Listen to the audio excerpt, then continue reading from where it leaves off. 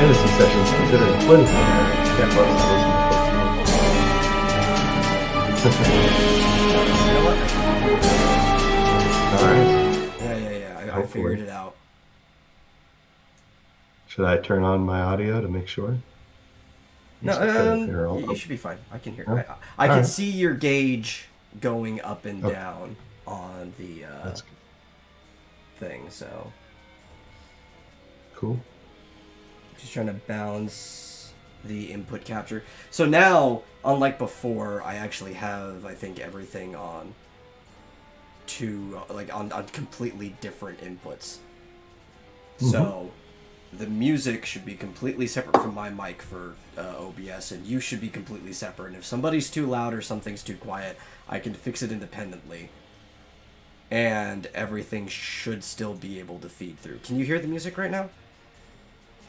I don't hear it on Discord. Oh, Okay. now I hear it. Very softly, but I hear it. Okay. I'm just trying to figure out the way to balance this stuff. Because everything was balanced for this before. But then I had to switch over to the headset here. But I got my Yeti working again, so hopefully everything's fine. Okay. Yeah. Trying desperately not to touch my cord, this thing. Yeah. I did pretty well yesterday because there's some short circuit in there where I usually like sit here twirling it in my fingers. Yeah. And now every time I do that, the audio cuts out. Okay, well, welcome to the Vomitorium, everyone. Hopefully we won't have any audio issues as of the start of the recording like we did last time, because last time was a mess. And as always, I'm your host, The Metal, and joining me is my co-host, Marsupial Gamer. How are you doing today? Very good. How are you? I'm doing pretty good. I haven't been awake for too much longer.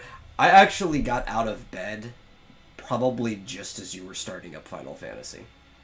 I was up really late this morning. Well, yeah, I'm old. I can't stay up late anymore. I've tried, but I just can't. Even when I stay up really late, like sometimes you'll see me at 3 a.m. or something, but then I pass out really. Yeah. Well, I think I'm just naturally kind of nocturnal. Because I used to have insomnia going all the way back to like grade school. And as a kid, you can kind of afford to do that for the most part. I've heard people with high IQs tend to have insomnia. Yeah, I've heard that. Yeah. Because your brain won't shut off. No, it never does. I understand. Yeah. I don't get that quite as much. I'm not as smart as you, but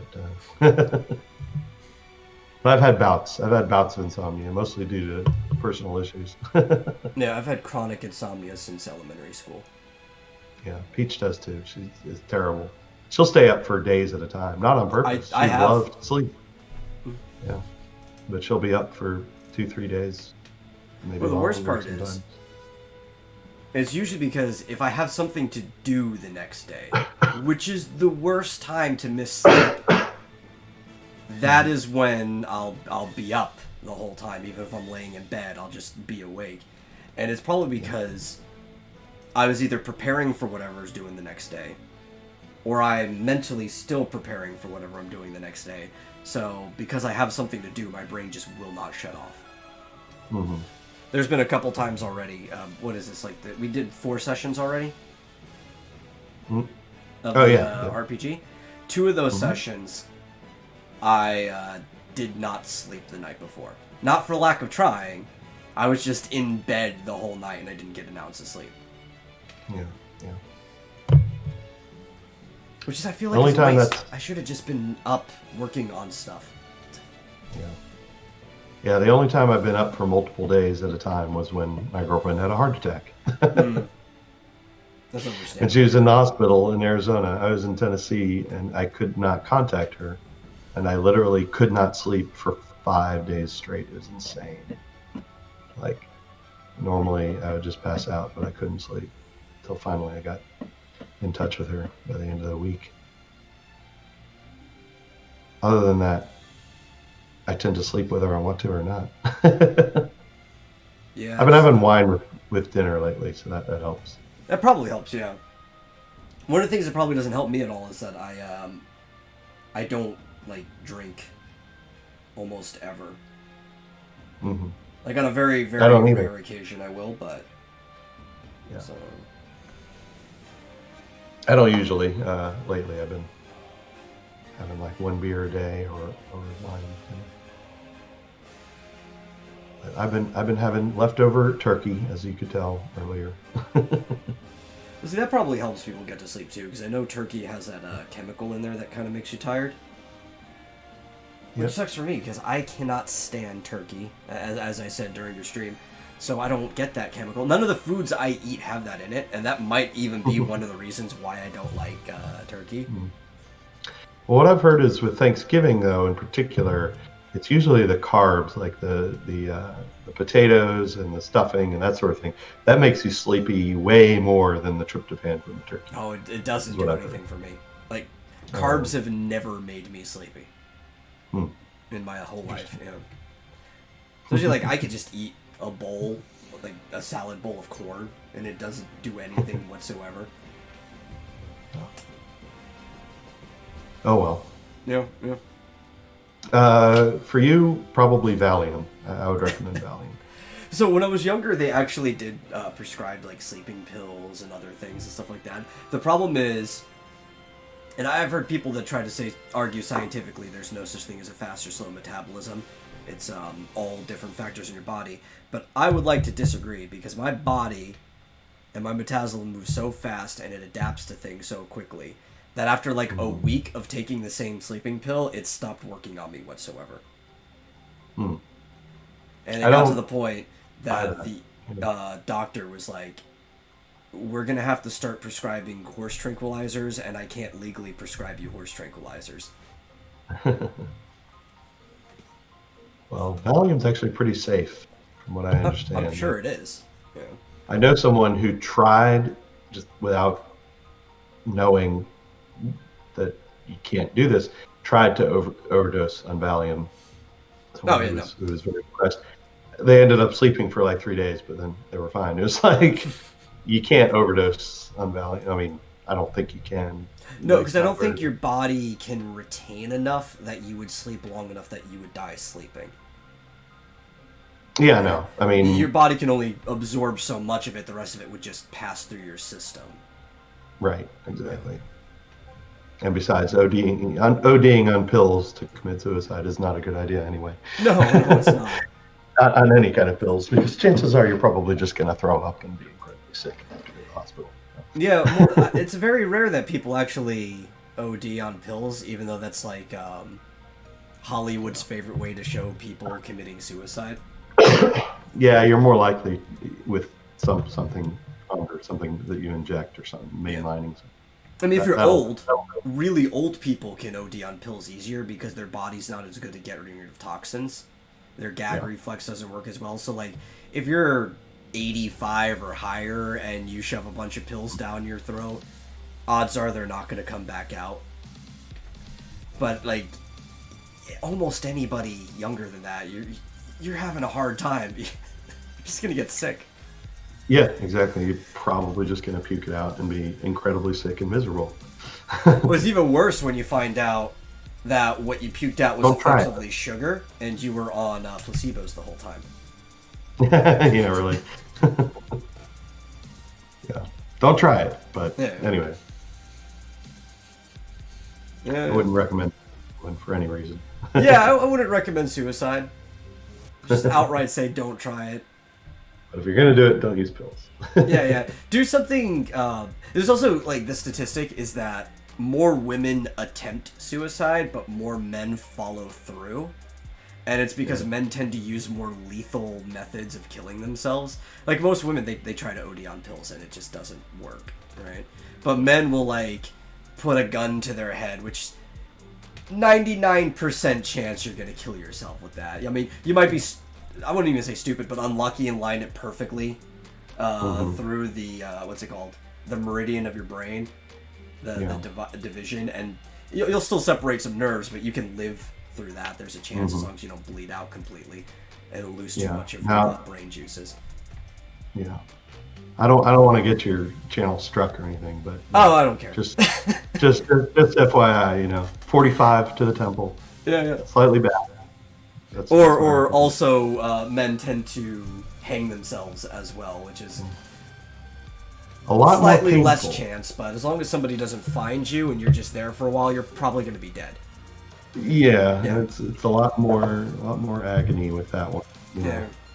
gun Well, gun to if the you head. pick a high enough place, right? Most people who Well, die from hanging, it's from their neck snapping.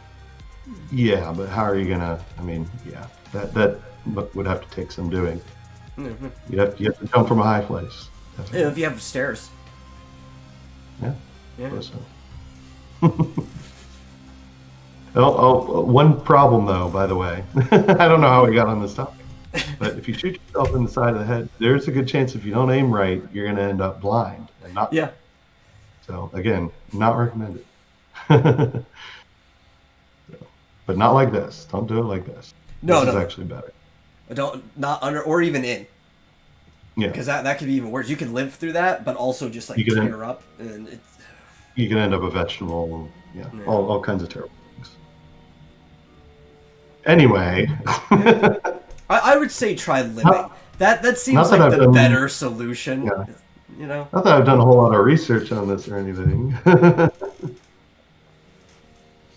Yeah. I have a friend who is wrongly accused of, let's say, diddling a child, Oh, okay. and yeah, he committed suicide, which is very very sad. But at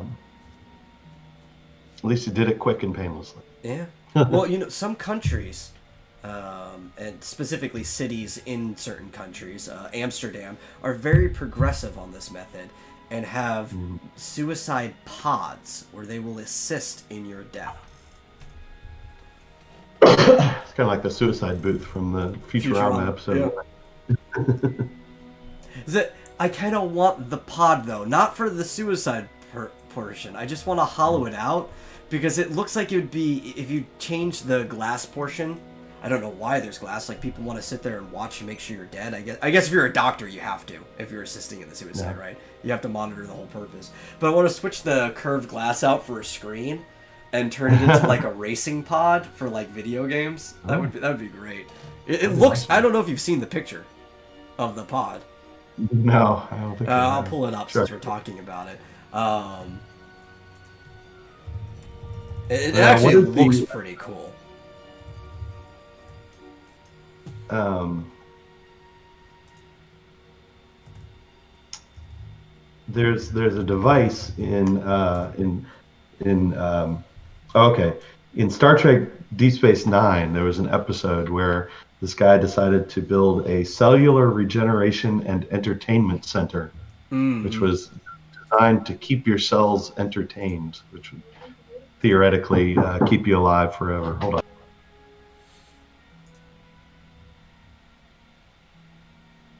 Let's see, where is window capture? Here we go. I'll show everybody watching the pod.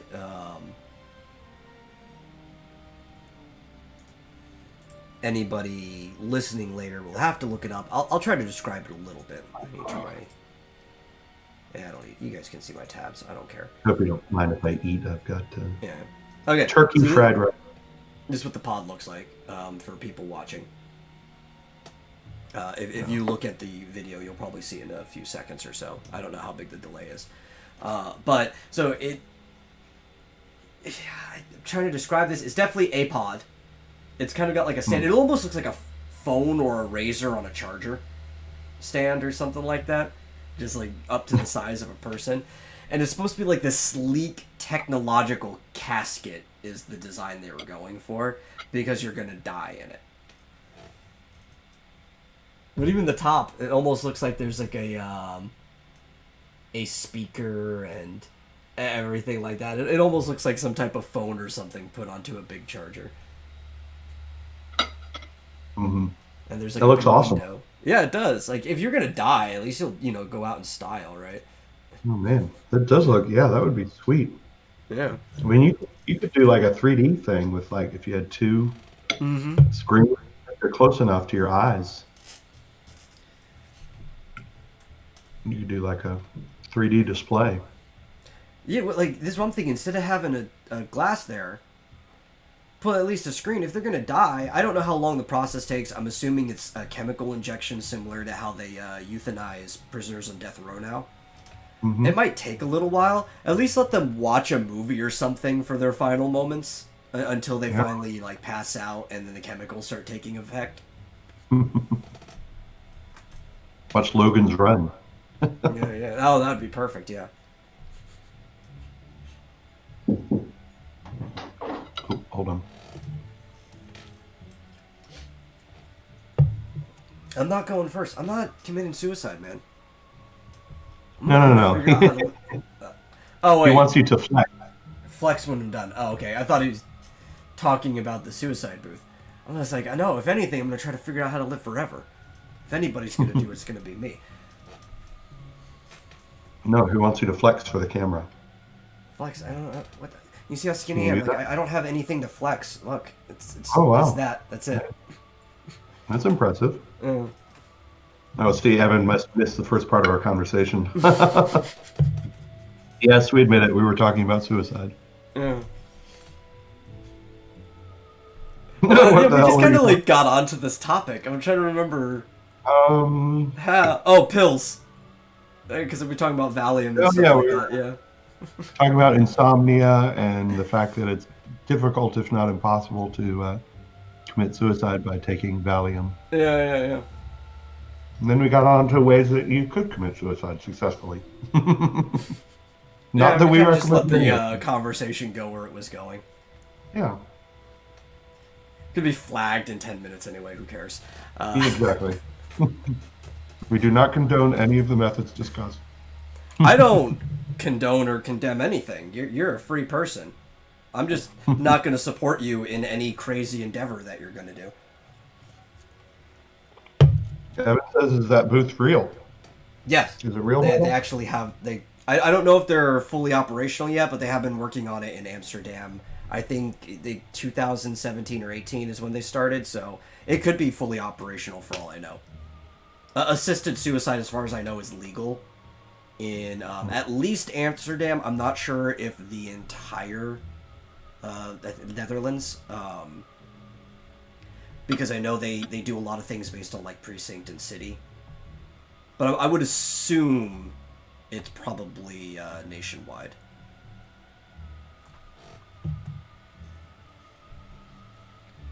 But that could be wrong, you know, because like even their smoking rules, like pot and stuff, and everything is city by city there. So He's asking if you can bench press that booth. I doubt it. It's probably not. pretty I don't high. even know how much that weighs. I would assume it's probably comparable to a motorcycle of the same size. Hmm. Hey, GMT. Yeah, I think they're working on suicide booths in Australia too. Probably. I mean, if we saw Futurama, suicide booths are the way of the future. You know. That's right. Well, I mean, I think living in Australia, if you couldn't get out, would probably be reason enough. Maybe. Personally, I would just use it as an opportunity to grind because they have a lot of creatures that are worth valuable experience there. In Australia? Yeah, yeah. I mean, almost everything has its own health bar.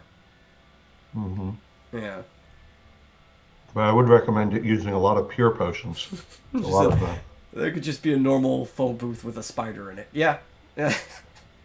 an Australian spider, yeah. Well, it depends, because, like, the ones that look the scariest aren't poisonous, though. Or venomous. And it's even the same way anywhere you go. Like, larger spiders tend not to be venomous because they don't need it. Yeah. So you have, like, Well, like I think it's an tarantulas, orb yeah. weaver type. There's the bird eater. Which That's is an like orb weaver, yeah. Yeah. It's like the size of a man's torso when it has its legs sprawled out. Hmm. I think it's crazy. I think that's the kind that can also bite right through a leather boot.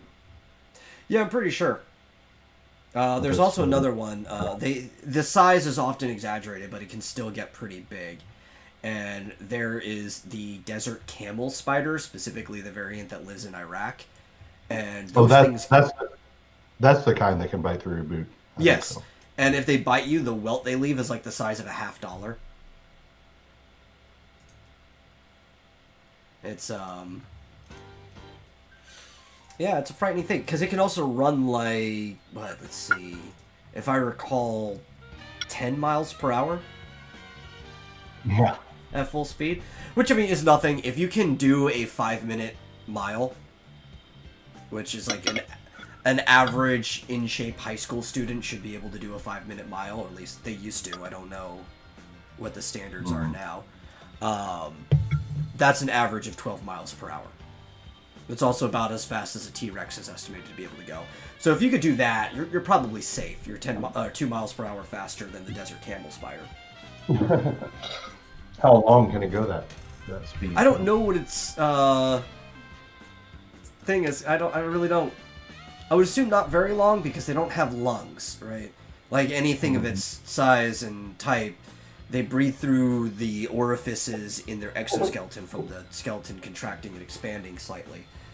So yeah, but doesn't that mean that if they move faster, then they're kind of breathing harder? I don't know. Maybe I'm not an entomologist, so I really don't know.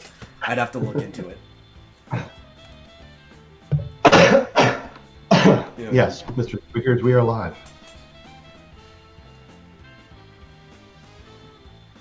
But actually, do they? No, that's insects. Do arachnids fall under that study? I don't even know. What do you think, Evan? It's a lot of fat, unfortunately. Not nearly as well defined as. Plus, I'm kind of backlit, so you can't really see it. Yeah, I'm side lit, so. Yeah. I don't know. Would this one look better? No. No. I need to work on that. I don't know why. Does Evan have a crush on me or something? Or? I don't know, man. Maybe he just appreciates his fellow man. That's right. Well, I just ate a whole bunch of turkey, so that's not going to help things. Yeah. So, what was I getting at? We were talking about spiders. I don't think anybody should be afraid of being chased by this thing, though, because again, that's a 5-minute mile. Most people, though, the average human sprinting speed is about like full sprint, which you could do for I don't know, maybe 30 seconds straight, right? Is like 17 miles per hour. So I think the average okay-shaped person shouldn't be afraid of being chased by this thing. Just look where you're going, not where it is. Because if you're being chased by it, and you're already faster than it, you don't need to worry about where it is behind you. Just keep moving in one direction and don't trip. Well, if I was getting chased by a giant spider, I'd probably just kick it. I mean, is it really gonna? Animals that small are probably gonna be more afraid of you. I mean, granted, even if it's like this big. Apparently, specifically the Iraqi desert camel spider, when it gets into fight or flight, it always chooses fight. Well, sure. Yeah. But I mean, it chases people. I don't know why. Yeah. It's a predator. Mr. Squeakers has 2 pies, and I would be willing to sacrifice myself and help you with those pies if necessary. Don't know where you live, but I only have 1 pie this year. I want a pizza I didn't pie. eat the whole thing. I had a lemon meringue pie for Thanksgiving, which is my favorite. What's your favorite kind of pie? My favorite kind of pie. I have to think about that. Does pizza pie count? No. Okay. What's your favorite sweet pie? Sweet dessert pie. Do you not like pie? No, I like pies. The problem is trying to decide which pie I like the most. I like lemon meringue pie. That one's up there. I like most berry pies in general. cherry, blueberry, blackberry, boysenberry. Like I like most berry pies. I love blueberry pie. Yeah. Also like those pies where it's like an empty like pie crust, and then you just fill it with pudding and put whipped cream on top of it. Mm. Yeah, those chocolate pudding pies. Like a banana cream. Oh yeah, chocolate pie. Banana cream pie. That's another good. Man, it's hard to decide. I'd probably have to go with blueberry though. I think I would just default to blueberry pie. I can see that. I think blueberry is probably my second favorite actually, after lemon meringue. Blackberries are pretty good, yeah. GMT likes a steak and mushroom pie. That sounds wonderful. See, I like sweet pies. I like meat pies more. I can see that. Yeah. I have a sweet tooth. I like sweet. And yes, huntsman spiders are nasty as well. Yeah, I think I Although, have a steak and mushroom pie. Those are pretty good. I had to deal with well, I'll add the caveat in a minute. I had to deal with a wolf spider in Australia once. Now, here's the thing. In Tennessee, a wolf spider is like that. It's tiny. It's like hardly any bigger than just a house spider. In Australia, it's like that. And when I say I had to deal with, what I really mean is Peach dealt with it. I was in the room when she dealt with a wolf spider, and basically her strategy is to use enough poison, like the spray kind, so that if it doesn't die from the poison, it just basically drowns. Mm. Find a way to get it to drown in poison. Well, thankfully, wolf spiders themselves aren't venomous. I can't think of a single species that is. Most of the time, because they're hunters. I don't know. They'll bite you. I mean, I guess they'll leave a stinging welt. Yeah, it's mostly you can have an allergic reaction to any bite in general. Yeah. Well, they're aggressive too, and they jump. Yeah. And they can't Even hurt. the big ones. But most damage that is usually caused by a wolf spider is freaking out and hurting yourself in reaction to them jumping at you. Yeah. This one was scary. Like I was looking, I was like, that can't be a wolf spider. It's too big. It can't be, because I was from Tennessee and I'm used to them like this. She's like, yeah, that's a wolf spider. It was huge. Especially like, oh man, I remember that happened to my brother once. He was in the bathroom, which is probably the worst place to encounter a spider is in the bathroom, because usually, especially if you're as poor as we've ever been, all of our bathrooms are tight spaces, Not like this lavish, large bathroom where you can walk in and spin in circles and stuff and you wouldn't hit anything. It's like everything touches each other and there's a really tiny space for you to stand, right? And he's like in the bathroom trying to get ready, and he sees a wolf spider, and he's like, he doesn't know what a wolf spider is yet with how young he is, and it's just like, oh, it's a spider, it's not gonna bother me. And it hops at him and he freaks out and he knocks over like everything off of the sink and he falls onto the ground and stuff like that. I think he was bruised. Worst place to encounter a spider. Yeah. Mr. Squeakers is right. Brown recluse spiders are scary too, and they're tiny. They are tiny. Well, and typically the tinier you are, the more likely you are to be venomous and more venomous. They're one of the most venomous spiders on the planet. Yeah, we have them in Tennessee, but I never saw one. And I even had a house with a crawl space that I had to go under on multiple occasions. I never saw one under there. So we have them in Texas too. I've actually encountered them. Thankfully, I've never been bit, because they do. Their venom is necrotic, so it actually rots away at the flesh underneath it. It gets into the musculature and stuff. You can save most of the surrounding area if you get treatment right away, but the initially infected area will still rot away. Some of it will grow back if there's not like too much damage. Depends on certain musculature, just will never grow back. It's just the way it's designed. And the scarier thing, and I just don't take chances, the brown recluse also looks like the piano spider. The difference between them is that one of them has banded legs and the other one doesn't. And personally, I don't want to get close enough to it to check to see which legs it has. So I just, Yeah. Evan said, brown recluse and his potted plants. Yeah. And Mr. Squeaker said, kill it fast. Now, I would say kill the plants. Yeah, just burn the whole thing. Fire damage, just be done with it. Yeah. Don't need to mess with that. But We yeah. also get Black Widows around here too. Yeah, I never saw a Black Widow that I can recall in Tennessee. I'm sure we had them. Have them. What I'm thankful is are tarantulas. Because I hate scorpions. And tarantulas and scorpions kind of compete for the same food sources. So if you see an abundance of tarantulas in your area, which I do, very low chance you're going to run into scorpions.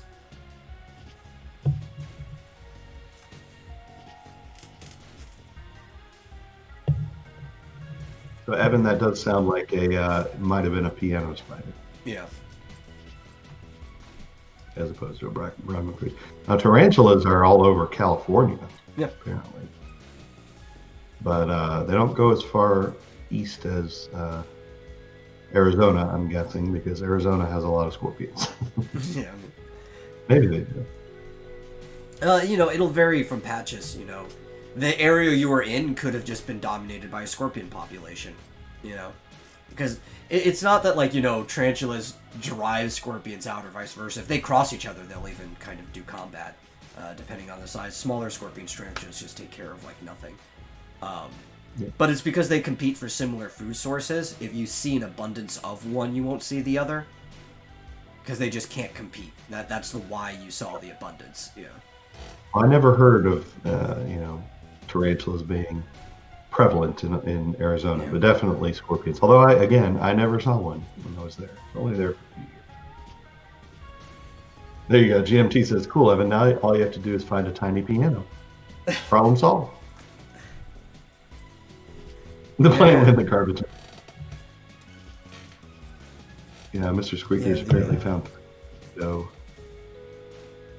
Benefit moms. of the piano spiders, they've got a limb for every note in the octave. That's right. They're probably very good at it. Yeah. But you do have to find a tiny, tiny little piano for them. Yeah, I don't know where you find one that small. Maybe you go find Tom Thumb's dad or whatever. Something like that. Can you imagine trying to... I'm sure people have done it, because I've seen people make functioning miniatures of everything. But can you imagine sitting there with a magnifying glass and little tweezers just making a tiny piano? That would probably be... You'd have to have a lot of patience with how frustrating that would be. Yeah, you have to have tiny little tweezers. Evan wants to know if he can buy a box of brown recluse spiders in the next Final Fantasy RPG. I cannot think of a single person within your reach that would sell something like that. You can feel free to look, maybe do a type of investigation roll. Maybe I don't even know, and the game will let me know otherwise as you search. But personally, I cannot think of you being able to buy a box of brown recluse spiders in the next session of the Final Fantasy RPG. Man, we've been lucky, knock on wood, not to run into arachnids or whatever they might be called I wouldn't say in you're that lucky. world. Careful? I don't know. Yeah, well, I mean, I'm not going to give you guys stupidly ridiculous enemies you have to fight within what is basically still the tutorial of the game. Yeah. Yeah. Can I buy a box of brown recluse spider bait? Question. Yeah, but you guys haven't even left the prologue yet. I know. Well, I think, I think everybody's nervous about going back to the fire swamp before we get to level 3. Yeah. So maybe we'll do some more grinding. I mean, I guess if it weren't for the traps, I think we could handle the swamp.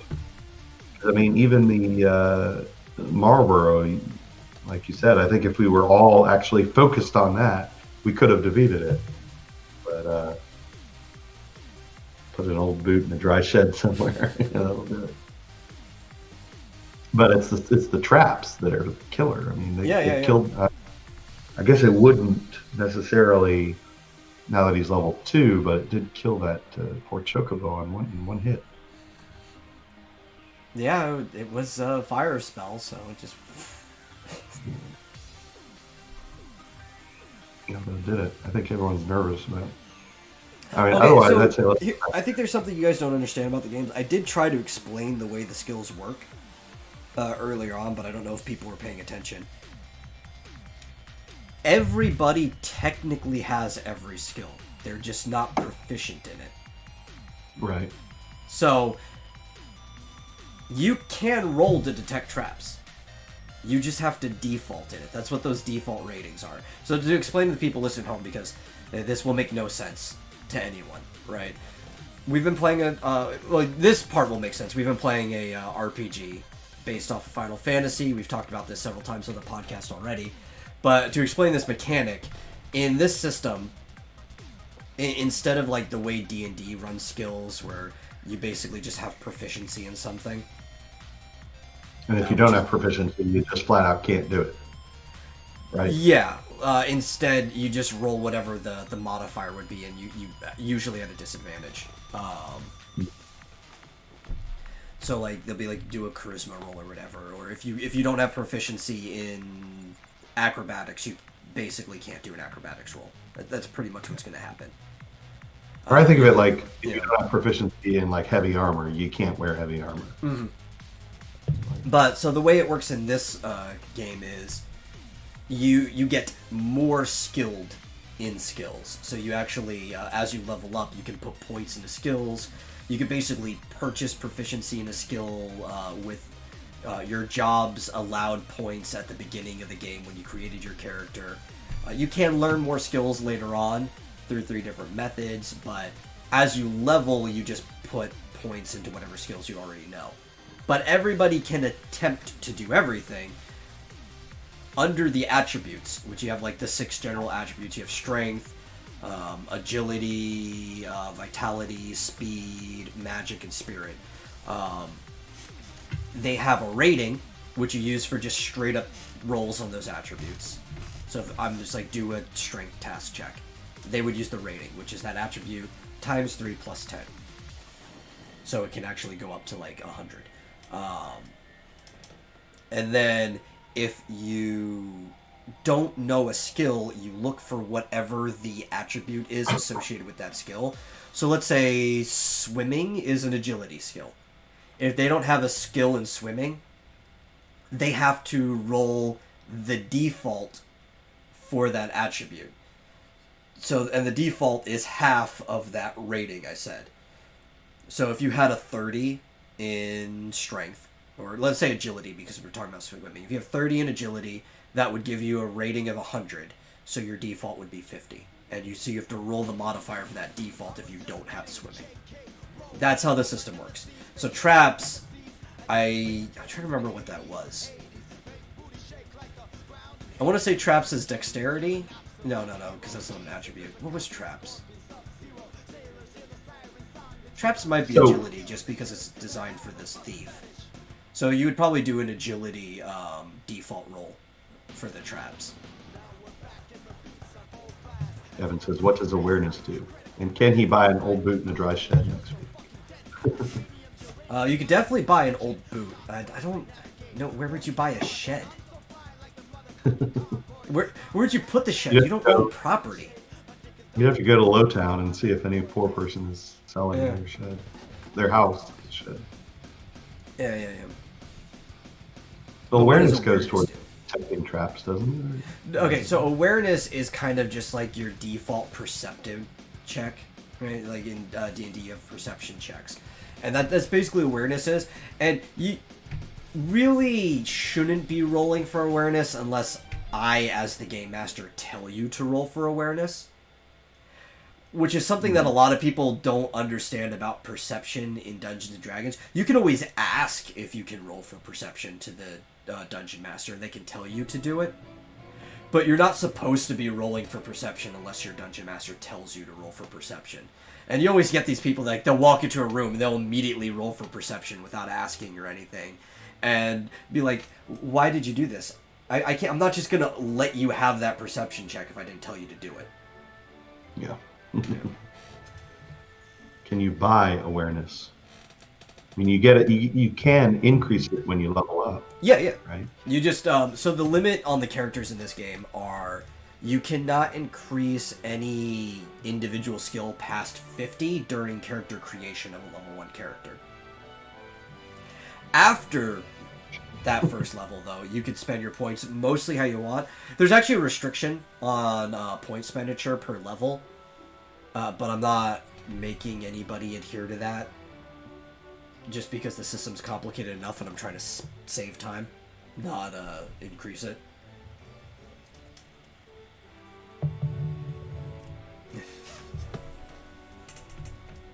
Because otherwise, I think you can only spend like 2 points per skill on any individual level that you spend it on. And that's just ridiculous. I'll let you guys max your skills out early if you want. Mm-hmm. I mean, I'm guessing that you said, I don't know if you want to get into it, but, you said there are different ways to raise your skills, and presumably trainers or something. Yeah, so the 3 ways to learn a new skill. And it also depends on the type of skill that you're learning, too. But there are... you can study. Some skills can be studied, which involves a task check. You actually have to roll to learn a new skill and spend gold on it. And if you fail, you just lose the gold that you were going to spend on that. But you can spend in-game time, like 3 days studying to learn a new skill. You can also be taught by somebody else, like a trainer, like you mentioned, which has about the same requirement. You have to do a roll and you have to pay the trainer. Because somebody's teaching you, the difficulty check is lower, but it usually costs a bit more gold. And then the third way is for intuitive skills. You can have a revelation, right? Like an epiphany of how the skill works. But that's a hard way to learn, because basically what you have to do is you have to default on a skill that you don't already have, and if the skill rating is under 40 after your default modifier, and you crit on the roll, you learn the skill. If you don't crit, you just pass it miraculously. Mm-hmm. So say you don't know swimming, you're trying to go through rapids, your default agility modifier is like, I don't know, for your character, I think right now it's probably like 4 or 5 or something like that. I really don't know what your modifier is. It could be as high as 10. Let's just say it's 10, right? The rapids are difficult. It's going to cost, it'd be like a 20 difficulty ready to get through, plus the 10 from your default is 30. That means it's under 40. If you crit on that roll, you would learn how to swim. If you didn't crit, you would just barely make it through the rapids, but you made it. Mm-hmm. Evan is amusing himself. Yeah. By suggesting that Booty should wear an eye patch because, Booty, pirates, etc. Yeah. Something, pirates. Pirates are fun. So far, I've liked this.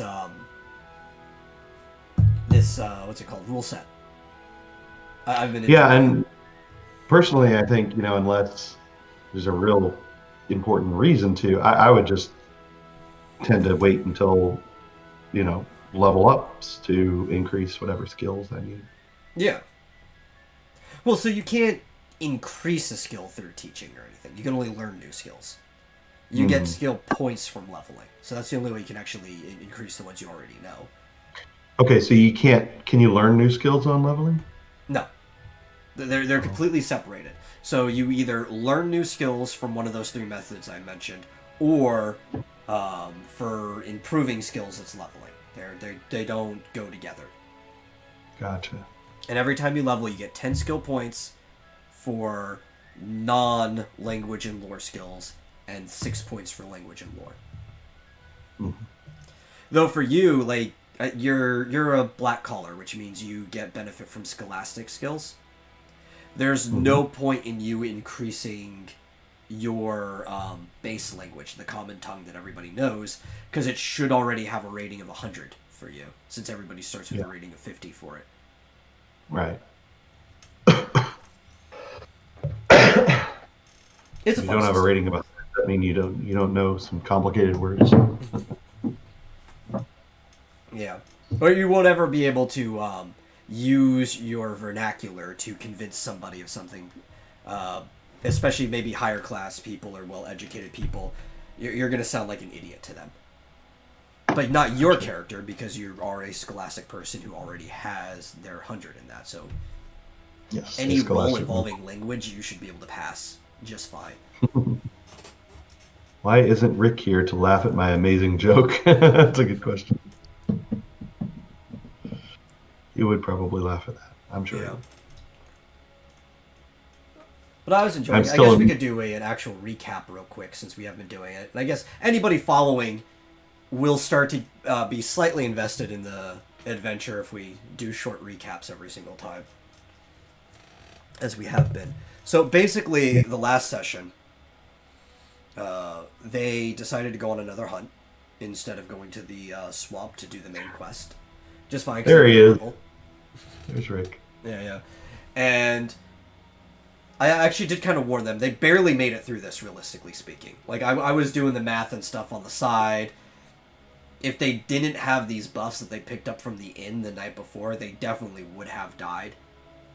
Probably within the first 3 or 4 turns of the battle. But they made it, and they spent 11 turns and I think like 2.5 hours. I don't know why 11 turns took that long, especially because some people's movements, like yours, were going fast, Dillard's were going fast, and anytime I had to do the 2 monsters you were fighting, those turns were going fast. You know. Yeah. The time really went by. Yeah. So I can only imagine it was the other 3 people that were slowing down the combat. Because they were just taking too long. Well, sometimes Travis's was going pretty fast too, because he was just doing the same thing that Dillard was doing. Yeah. Probably part of it is because I still have to do 2 people, right? Because I'm doing both the creeps. Right. And then we do have to count initiative, which takes a little bit of time. Because people won't just like do the initiative right away. And there was that time we had to wait on Dillard. Yeah, that's right, because Dillard took off for like 10 minutes. And we were just sitting there doing nothing. I have to keep that in mind. But there'd be times like we're rolling for initiative, and then I'm sitting here, and it takes like 2 minutes because people aren't actually giving me their stuff, and I have to keep jumping back and forth. The times when people actually say what they got, and so I don't have to jump between tabs and can just write the initiative down, things go a lot faster. Oh, okay. Well, that's yeah. You should say that ahead of time, because I think I told you when you asked, but I didn't realize that would actually help. Yeah, because I have to. Otherwise, I don't have 2 monitors. I only have the 1, and I can't even use this as a monitor because this only has VCA output. Oh. Yeah. RGA. Sorry, the VCA. That's a different one. RGA output. Yeah. That's all it has. It doesn't have HDMI or anything like that, and I don't have an adapter to go between the 2. Or RCA. I don't know what you're talking about. RCA. The red, yellow, white. That's all it does. Yeah. So I don't have a second monitor. I can't keep like the Roll20 on one thing and then jump between stuff on the other. I'm doing all of this on one screen. So I have to jump back and forth while typing to get everything done. I've actually been thinking about grabbing some paper and just leaving it to the side and handwriting the initiative just so I don't have to jump back and forth. But then I would go through a lot of paper because when we're doing multiple battles, I could just like clear the whole document that I've been keeping the initiative on and start from the top again. Yeah, I was kind of thinking, I was wondering if you were using paper. I thought that might actually be faster. It probably would, yeah. Have a bunch of paper, just write it all down, cross it out, next I should round. just go and get like a school journal, like for like $1, and just keep all the initiative in the journal. Just a little binder thing or whatever. What was I going to say? Oh, yeah. Part of the reason that I was like, let me buy, if he doesn't have enough, I'm going to help Dillard buy the most powerful weapon that he can possibly afford, because I kind of I figure, maybe he'll be less bored if he's doing more damage. Yeah. Well, so I think he's also not quite aware of his options either. The punch rush was the most effective thing he could have done. Just in general. And I know you asked that question and afterwards or anything like that. And or as soon as Travis punched with both hands and did a lot of damage, you asked the question Yeah, why he wasn't doing that. And me and Travis have had that discussion as well. And the reason why Punch Rush is better, even before we knew about the automatic hitting rule, right? Where he didn't have to roll to hit. Punch Rush guarantees that you're going to get 150% damage, right? Which may not be as good, right? Because it's not the same as 2, but you also only subtract armor once and not per hit. So it could also vary depending on who you're fighting. Because let's say the thing had 24 armor, right? When he hits with both hands, each hand has to subtract the armor off of it, while Punch Rush is doing 150% damage, only subtracting the armor once. Yeah. So instead of losing 48 potential damage, it's only losing 24. Mm-hmm. And that was kind of part of the reason when I was calculating in my head how much more damage he's going to do with the new weapon. It theoretically does 250% more than his current weapon, but since you only subtract the armor once, it's actually going to be doing a lot more than that in percentage of his current weapon. So I was thinking, yeah, if he runs up, especially with something with a lot of armor, because a lot of armor would eat up a lot of damage. Yeah. But with the weapon, it won't eat up nearly as much. Well, because the thing they were fighting was a creep, basically, from the original Final Fantasy, a Gigas worm, or Gigas worm, whatever you want to pronounce. I think it's Gigas because it's supposed to be a Greek word. Gigas. Gigas worm. It's a giant caterpillar. That's all it is. They're fighting a giant caterpillar. Probably stands as tall as that door behind me. You know? And this thing has like 24 armor. It's level 10. They honestly have no business fighting these things in the first place. And they decide to go hunt these things down. And most of the damage being done by it is because this game has knockback damage. And Dillard kept punching it into a wall, in which I have to roll a d12 that is not mitigated by armor or magic armor whatsoever. There you go. Yeah. I think the cord on your headset, to answer Evan, is on the right, right? No, it's on my left side. So really? On... Yeah. Interesting. Discord, because mine is on the left. Discord, when you're capturing your window or you're looking at it, flips it. It mirrors it so you can see yourself, fix your hair or whatever, stuff like that. Much like Google Hangouts and stuff does. So the version that is captured on YouTube is my mirrored version of the Discord video. But mine is the correct version. I wonder if it's because of Chroma Cam. Yeah, maybe. Because I think Chroma Cam mirrors me as well. So you get a mirror of a mirror? Yeah, so on screen, it's on my left. And in real life, it's on my left. So everybody's seeing my true self. No, well, another reason you could tell is I'm wearing a Dungeons & Dragons shirt. It's kind of faded. And it's an ampersand, but the ampersand is flipped because it's being mirrored by the... Oh yeah, it looks right to me, but on YouTube it's backwards. Yeah, it's an ampersand made out of a dragon. Yes. I know. It's the logo of the app that my company built. It's the logo they've been using for D&D for like 23 years now or something like that. It's not the one they've always used, but they've been using it for a really long time. Let's see. You can see this. It says LaCroix. Yeah. Should be backwards to you, but forwards on YouTube or something like that. Anyway, I don't know why Evan wanted to know that. Yeah, I don't know. Can you both hold up your left hand and slowly move them to the edge of the frame until they meet in the middle like some sort of mime routine? High five? Somebody wants us to like high five or something? I don't know. Which is weird because in Discord it looks like we're separated, but yeah. So no. What do you think of that? Looking I don't over know, at man. me.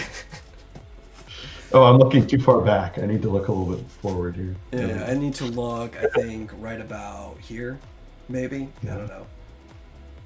There we go. Evan is not being amused enough, or he's not being entertained enough, apparently. Oh, yeah. I was like, I would explain what we're doing too, because people are listening to this later, so it's like, Right. the way things work is we have a Discord video up, and this was originally recorded live. This is how we do it. That's why Right. you always hear us talking to the chat and stuff. That should come obvious. But we're Actually using looking- Discord, so there's like two boxes that are right next to each other. Because I'm flipped, anything that's to my personal left is actually to the left of the screen, even though that would normally be to like somebody's right or whatever. And Marsupial also, I'm to his left. But I'm on the right of the screen. So if we both look left, we'll be looking at each other just because of my flipped video. GMT says this is the weirdest episode of Brady Bunch he's ever seen. I know. I need people below me. Yeah. We need to do is we need to play like a new version of Hollywood Squares just in Discord and have like the full just 9. Yeah, exactly.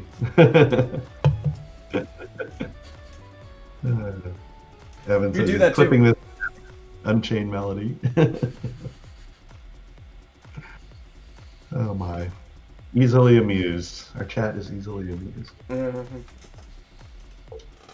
So yeah, we were fighting as mostly level 2 and one level 1 character. We were fighting 2 level 10. Yeah. But you Guess guys had a worm. benefit because you slept at the inn, and I put in a special thing that I figure is like, okay, at some point in time, they're not going to be able to resist paying the extra money for it.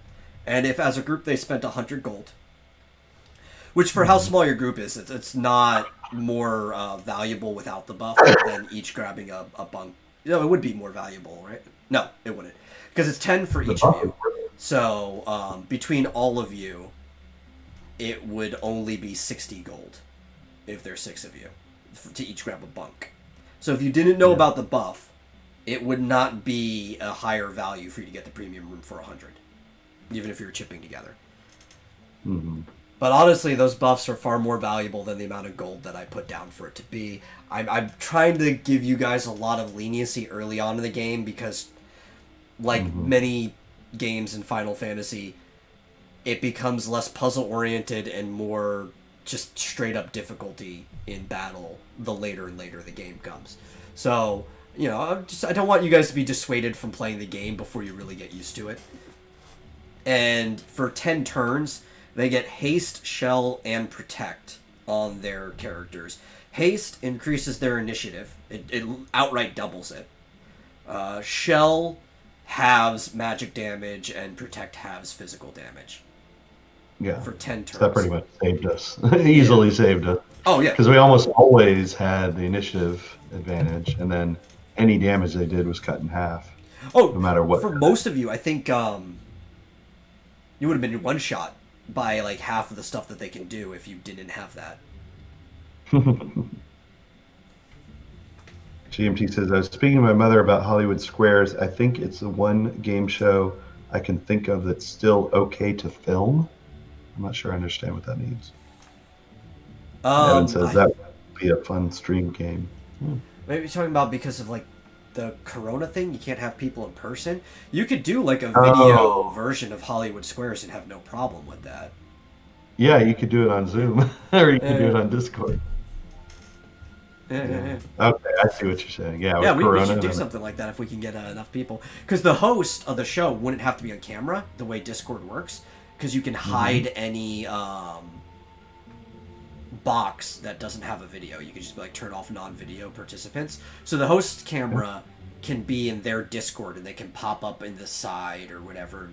You could green screen yourself or whatever, and then the actual participants for the Hollywood Squares would all just be in the Discord video.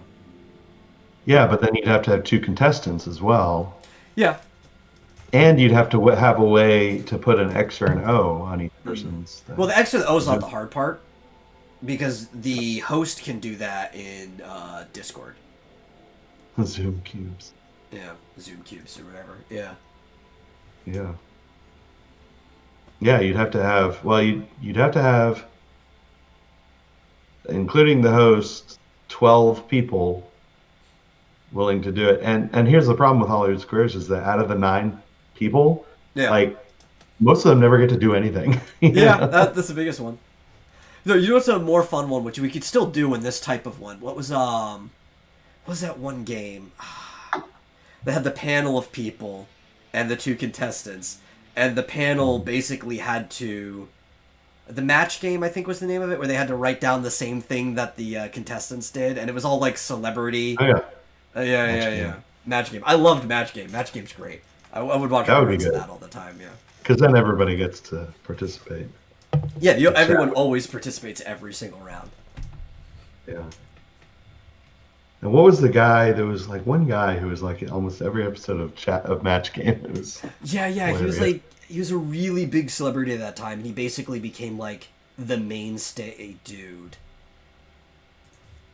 I can't remember. Yeah, that's funny. I don't know. And the game was always because they ran it for several years. So match game was like it would say match game and then the year. So it'd be like match game 73, match game 74, and stuff like that. Mm-hmm. Someone in the chat probably knows who we're talking about. The guy with the funny voice. Oh, did he have a funny voice? No, he just kind of had a funny Way of speaking. personality. Yeah. Rick, why won't you help save me? What?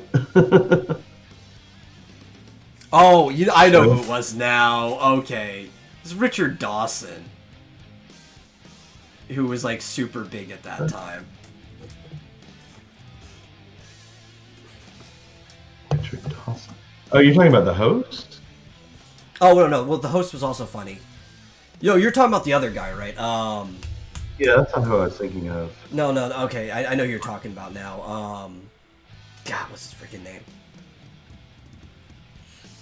I bet I could find it. Match game celebrities. Because I know Brett Summers was on there a lot, but that's a chick.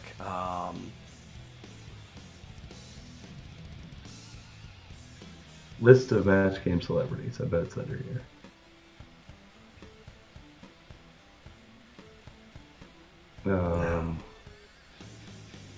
I know Dick Martin was on it a lot.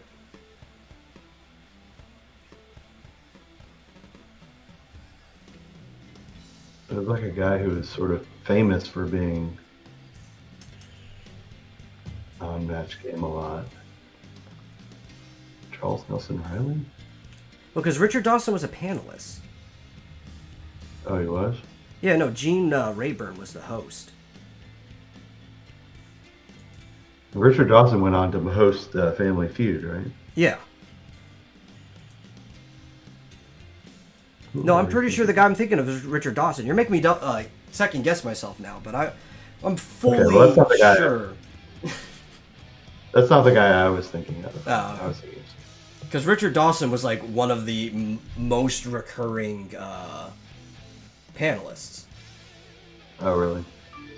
Yeah. There was also Charles Nelson Riley. He was on it a lot too.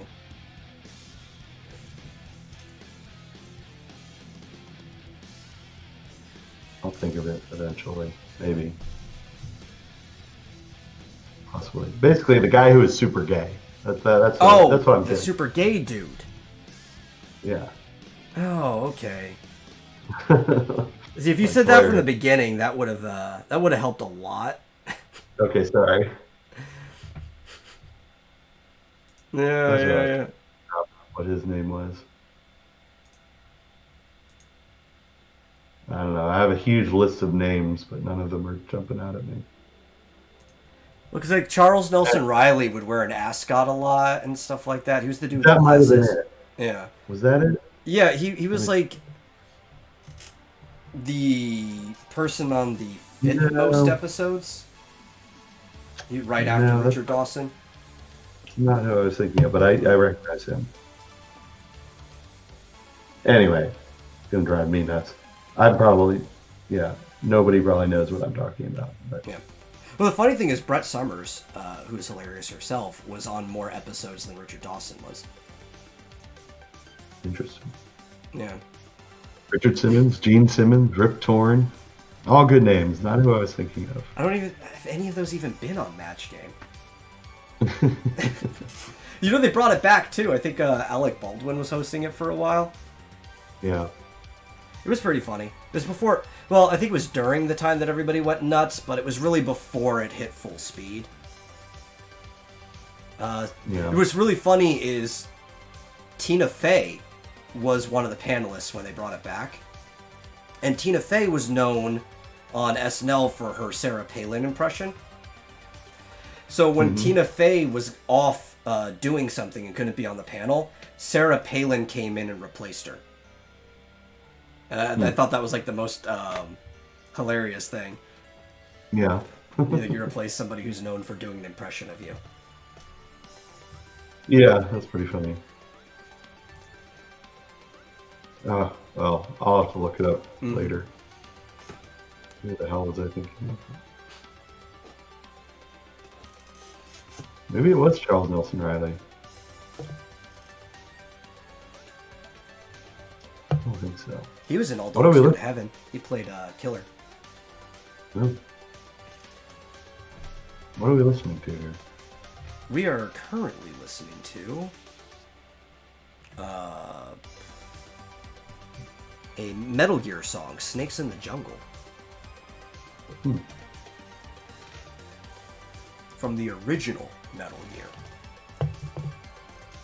Oh, That was actually something I was thinking about recently too. And there's quite a few series about it. But you think about series that most modern fans of it don't even know about the start of the series.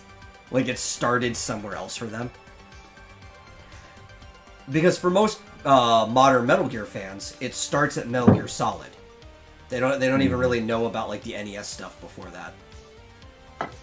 Now the NES game was a little like. Was there an arcade game before that?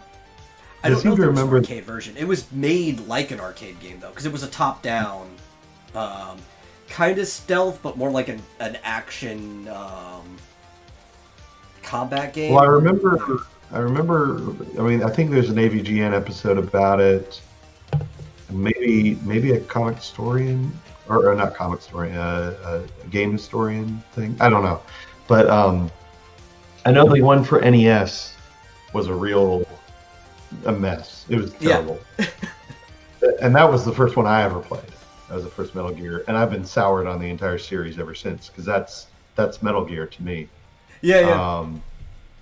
It was terrible, and I seem to remember the original creator thought it was terrible because I think there was another version, one or two games before that, maybe only in Japan or maybe arcade. Yeah, well, there's a There were couple much- games that came out between the original Metal Gear and Metal Gear 2.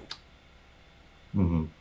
Which are basically different versions, of the original Metal Gear, like altered versions and stuff. I think one of them is an arcade game, just because Japan loves arcades. So even things that originally came onto the NES and didn't flow in the opposite direction, some of them did end up getting arcade cabinets of them, or like altered versions and stuff like that for the arcade. Arcades never died in Japan. They might now because nobody can go to arcades, but throughout the years, like in America where we saw like the decline of arcades and we're starting to see like a slight bounce back of them, in Japan arcades still just went on the entire time. Yeah. I seem to recall, I don't think I've ever seen an entire playthrough of the original Metal Gear, but it didn't have Metal Gear in it, did it? No. It didn't have the machine at the end or anything like that. No, I think the plot was that they had the plans for the Metal Gear and you were trying to stop it before it was being made. Oh my god. So then, like, subsequent things, you actually you get to see Metal Gears and stuff like that. Metal Gear Rex and everything, yeah. Oh my god. You have to have Metal Gear at the... In fact, like the cover of the game, like on the cartridge, I think, didn't it have the Metal Gear... Maybe. Let me look. I haven't looked at the cover in a really long time. machine on there. and that was like the whole thing. And so I never got past like the first area, but I remember thinking, oh, I bet you Metal Gear's at the end, that you have to fight at the end. Apparently not. So why Let's is see. that? Definitely not the American cover. The American cover didn't have any machine or anything on it, I think. Right? Oh, okay, there's a variant that does. The ROM cartridge has it on there. Oh, okay. Yeah. I remember seeing it It's really somewhere, maybe on the tiny, box. Yeah. Maybe on the box. But Yeah, the on the box but cover, gun, it has it on there. I see it. can you show the box? Yeah, here, Because let you know me where show they the got box the cover. main guy. You know where the guy is from? No, From I the cover. don't. Not off the top of my It's head. it's Kyle Reese from Terminator. Oh, yeah, that does look like him. It is. It is. It that. There They you just go. painted So it does. It shows it a little in the corner there. That guy at the top. Mm-hmm. That is an image of Kyle Reese, 100%. Yeah. Like Yeah, from so actual Terminator. Metal Gear robot that's in the bottom corner there wasn't on the cartridge sticker. It only had like a triangle. But yeah, if you have the box cover, which is what this is, you would see it. There you go. So that's what I remember because I'm pretty sure I had the box. I actually had the game. I think I've only ever seen the cartridge cover. Which, Okay. for most of them, we've lost... I didn't own the game. I had to borrow it from my cousin. Half the games I grew up, we borrowed from a cousin. I only probably had, like, maybe 23 NES games. Mm-hmm. Something like that. And even the ones I've seen, I saw the Final Fantasy II box. Wait. That's the only for the Super Nintendo. That's the first box I've seen. All the NES boxes were gone before I saw them. Oh, okay. Because you're. That's what I'm saying. That's the first box I ever saw was a Super Nintendo box. All the NES boxes were gone before I saw them. We still had like a lot of the instruction manuals were kept. Any pamphlets, like I told you about the Final Fantasy 1 stuff, had those. But they're like, we don't need the boxes. This was my parents' like mentality, and just throw the boxes away. Kill to have them now. Yeah. But even then, we had other Super Nintendo games before that too. And they would throw them out. Like, the first box I got to see myself, because it stayed around longer, I guess my mom liked the way that one looked, was the Final Fantasy II box. Which is a really lame box. I don't know if you've seen it. There's not like any fancy art or anything on it either. It's all red. It's just red. With just like the logo on there. Yeah, that's it. It's just red. What is okay? So Evan is talking about keep talking and nobody explodes. Is that his new obsession?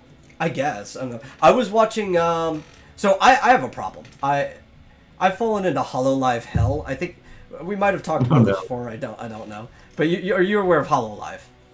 I'm aware of it. I think I've watched about YouTubers. 2 minutes of a single stream one time. I have a problem where like I'll watch a clip, and then half an hour to an hour will go by because I went on through like a cycle of clips. I genuinely find these people entertaining, especially the shark girl is really funny, Gura. Yeah, I've watched a little bit of her. Yeah. Garbara. But I was watching two of them play Keep Talking and Nobody Explodes. Oh. And what was especially funny about it is because one of them kind of speaks Japanese, but not really. And they were doing a collab with another girl, Korone, who's like the dog girl or whatever. And she somewhat speaks English, but not really. So the way they were playing the game was that during some rounds they could only speak English, and during some rounds they could only speak Japanese. And that they died quite a bit. Yeah. Trying to translate instructions on how to defuse a bomb across language barriers. Oh my god. Yeah. I've only seen like clips that people posted on Twitter. Really, I think like I said, I've gone to the channel and watched it for about 2 minutes. I don't know what the hell's going. But yeah, I saw the one really cute Garguro where she's like playing a game where she's a shark, and she's like, Man-eater. Yeah. Yeah, she's like, I thought I would be really good at this, and I'm not. It's like, I'm good at games, I promise, just not these kind of Yeah. games. It's super cute. Yeah. But no, I don't. I don't know about Hololive. If I was a cute anime girl, I might think differently. I'd probably do it myself. But I tried out the voice changers, and they just don't sound right. They just sound like me, but with a higher voice. Yeah, you actually have to work on the inflection and everything yourself. Mm-hmm. The voice changer can only do so much. Well, maybe now that I no longer have like a constant hoarse throat, maybe I should try it again. No. So what you need is have you ever watched the Venture Brothers? Or are you aware of the Venture Brothers? Yeah. Right. Yeah. So you know Doctor Girlfriend. Yes. Yeah. That's what we just need, the VTuber equivalent of Doctor Girlfriend. So you have like a really hot chick who's talking like this the entire time.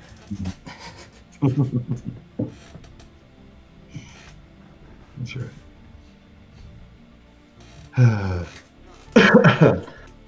I think the only I don't think her voice would bother me. voice wouldn't bother you. Yeah. Like that's kind of like the recurring joke is that there's people who won't sleep with her. It's like, honestly, it's the voice. I don't think that voice would bother me because that character is smoking hot. Like, Oh, really? I really don't. I think the voice, I'd be fine with it. Just don't talk. Just I don't just even talk. care. You can talk all you want. I'm not going to pay attention. Oh boy. Yeah, I think the only boxes that I never had as far as video game boxes were the Atari 2600. I was around when we bought them. It's a cartoon character. But I don't think we kept them, unfortunately. Once we got an NES though, and that was mine. See, the Atari 2600 that we had was like it belonged to the family, quote unquote. Yeah. But the NES was mine, and I kept all the boxes until somehow they disappeared eventually. So, Yeah. but growing up, I remember having all the boxes available. Well, the thing was, like, the weird thing about my parents, my mom didn't want clutter, even though she was a messy, cluttering pack rat herself in many ways. But she didn't want clutter around. So even, like, all of the things that were mine, so, like, the boxes to my Game Boy games and stuff like that, and even later on when I was the one buying the video games myself, she would just take the boxes and throw them out. So it wasn't, like, until they started doing cases for games that we kept them around, where, like, the box is the case. So, like, say the 3DS and stuff like that, and the Wii, the GameCube. Yeah. Yeah, I had little like boxes that you could buy, like I don't know, from Nintendo World or whatever. Like when they used to have like Nintendo booths in the mall, Yeah. and you could get like boxes that would hold multiple games, and I used those. But the game boxes I still kept just like up on a shelf like books. So still kept the clutter to it. I don't know what Evan's talking about. It's a cartoon character, so I'm talking about Dr. Girlfriend. It's like, Yeah. she's I know. a cartoon character. I called her Smoking Hot. It's not like I'm in the bathroom jerking off to a cartoon character or anything like that. I'm talking about if she was a real person, she would be a smoking hot person. Yeah, I know what you're No, talking I about. don't get. Well, because that's a common thing on the internet. I don't ever get that argument that people have, unless you literally catch somebody in their bedroom or something jerking it to pictures of cartoon characters, which honestly is fucking weird. But you do you, as long as you remember to lock the door. I really don't give a shit. Yeah. But it's like, it's a cartoon character. It's like, oh yeah, well, use a little imagination. What if this person was real? That's what I'm saying. I know what you're talking about. I don't know what Evan's talking about. Yeah. That's the problem. I'm going to figure out a way to clip that out of context. Oh, you could. I don't give a shit. Do some Vomitorium clips. Everybody can feel free to clip the Vomitorium however way they want. I don't believe in such a thing as bad press. That's right. There's no bad press. Especially for a show where all we do is fucking shit talk, so. Mr. Screechers is just laughing over there on Twitch.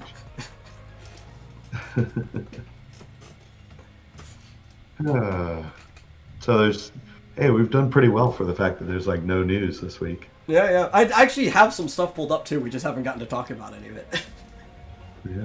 Yeah. Which we started. We talked about one of them before we went live, and it was kind of just a throwaway thing, but I think it'd be funny to talk about.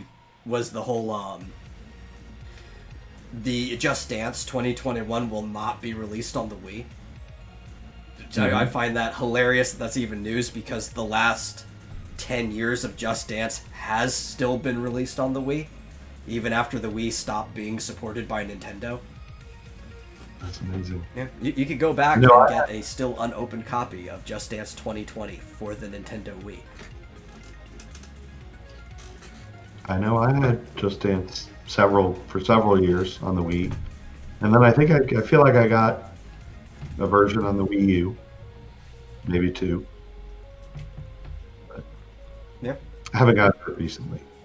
I did not know that they were still releasing them on the Wii. That's kind of crazy. Yeah, that's the funny part is they were still releasing on the Wii after they stopped releasing them on the Wii U because they were simultaneously releasing them on the Switch. So the Wii was being supported longer than the Wii U was. Yeah. Yeah, that's a funny thing to think about. Evan says we need to do a dance stream. Dance stream? That's good. Yeah. I don't know, man. Well, do they have? I imagine they are released. I imagine they have a version on the Switch, right? Yeah, yeah. It's going on the Switch. Just not the Wii. Remember Guitar Hero? Yeah, I remember Guitar Hero. Remember what a huge phenomenon that was? Everybody had that. I had one. I had Guitar Hero with the whole guitar. They used to pull like publicity stunts for this stuff all the time. Like for I think the launch of Guitar Hero 3, they got a bunch of people together. Something you couldn't do now in the current environment. But they got a bunch of people together and they held a funeral for the world's largest air guitar. So they actually weren't having a funeral for anything. There's like a large guitar case that was empty that they closed and buried in the ground. It's weird. Yeah, funeral for an air guitar. Man, do they still do Guitar Hero? No. Well, it did come back shortly. I don't think it's returned again since then. Because World Tour was the last one for a while. Then I think they did another one years later after that. Rock Band was being supported longer, but I don't even think they do that anymore. Yeah. Is it 2016? I think both of them came out with something in 2016. Man, I'd like to do that again. God, remember the Wii had so many weird things. It just had, had the Wii Sports. I had the Wii Sports. Well, obviously that came with, but I also got Wii Sports Resort, which is even better. And then I had Guitar Hero and Just Dance. I think that was actually one of the biggest problems with the Wii U. Other than bad marketing, because people couldn't tell the difference between the Wii and the Wii U, and they thought they weren't going to buy an added version of a console they already owned. Yeah. But the Wii U didn't come with a game native. The deluxe version did at the start, came with Nintendo Land, but in general, it didn't come with a native game. I had Nintendo Land. But the Wii, I even had the balance board. I had Wii Fit and all that stuff. I mean, God, I had everything that came with the Wii, or that you could get for the Wii. I swear. Oh, I even had the steering wheel which was just a piece of plastic for And you just put Mario the controller Kart. in there, yeah. Yeah, but I liked it. I liked using the steering wheel more than just the controller. The classic controller, you plug it into the back of the remote and use it like an actual game controller. How did we get away from planning your dance stream? I don't think we ever went towards it, planning your dance stream. Yeah, the Wii was such a great system. That was awesome. GMT says, I had to get rid of my air guitar a few years back. I love it, but I just can't get the strings for them anymore. Yeah. And, where are you going to store it? That's the other thing. Pain in the ass. Yeah, I was decent at Guitar Hero. I wasn't like my brother, who had gotten to the point that he beat Through the Fire and Flames in 3 on Expert. But I could play most songs on Expert. It's just at a certain point I'm like, man, which I still never bother to do, is like, instead of playing this game, I could be sitting down and actually learning to play a guitar or something like that. Yeah, exactly. Which I did have Rocksmith for a little bit. Rocksmith is a fun game. I don't know if you've ever heard of it. And it's kind of like Rock Band or Guitar Hero, except it's I think it's by Ubisoft. And you get a auxiliary, one, I think it's 1/4 inch, like the one you would use for an amp or a guitar, like an actual auxiliary cord, to USB adapter, really thick cord too, because the power had to pull. You plug it into your computer, and you actually play a real guitar in a game. Yeah, it was 1/4. That's what I thought it was. Heaven knows. Yeah. I was like doing the measurement in my head of how thick the thing was. It's like, yeah. So you use a real electric guitar? A real electric guitar to play the game, yeah. Oh wow! Yeah. I was just reminded of that. Did you ever see the South Park episode of Guitar Hero? Yeah. Where like Stan's dad was trying to teach him how to play a real guitar, and they're like, "That's lame." Well, they all want to be Guitar Hero like idols and stuff like that. Yeah. I was quite good. I mean, not great, but I mean, I was decent at playing that thing with the buttons and the stupid strummer. 1/8 would be your headphone jack, yeah. That's what I thought, yeah. And you can also get a 1/16, but hardly anything uses that. Guitar Hero was the best, says GMT, because you could technically play it on a DDR mat. Yeah, this is true. I actually played like quite a few things on a DDR mat that you shouldn't. I once beat one of my friends at Soul Calibur 2 for the GameCube on a DDR map that came with the Super Mario DDR. Oh, a Dance Dance Revolution mat. Okay. Yeah. And because in Soul Calibur, all you need is directional movements and buttons. You don't need to like jump. You don't have to do anything like super complicated by hitting multiple buttons at the same time while doing a movement. Blah blah blah. At most, you ever need to hit 2 inputs, like a direction and a button. Know where your block button is. Blah blah blah. And I'm really good at Soul Calibur, like stupidly good at it. And one of my friends came over, and he wanted to play stuff on the GameCube, and I always kick his ass at Soul Calibur whenever he plays. Like, you can't beat me while using this DDR pad, and I did. GMT says DDR mats are fantastic when playing Pac-Man. Yeah. So what they're not good for, though, fighting game-wise, is Super Smash Brothers. And we were playing Melee, and we really didn't want my youngest brother at the time, because he's like 3 years younger than me. So we're talking about the age I was back when Melee was new, right? We're GameCube era. Having a 3-year gap on somebody is a huge gap back then, like when you're that young. And we didn't want my snot-nosed brother playing with us while my friend was over. And we're like, okay, fine, you can play, but you have to play Smash Brothers using the DDR pad. And he just kept dying over and over again because some of the maneuvers you have to do in Smash Brothers are just too complicated to really pull off with that setup. Yeah. I don't regret it. He deserved it.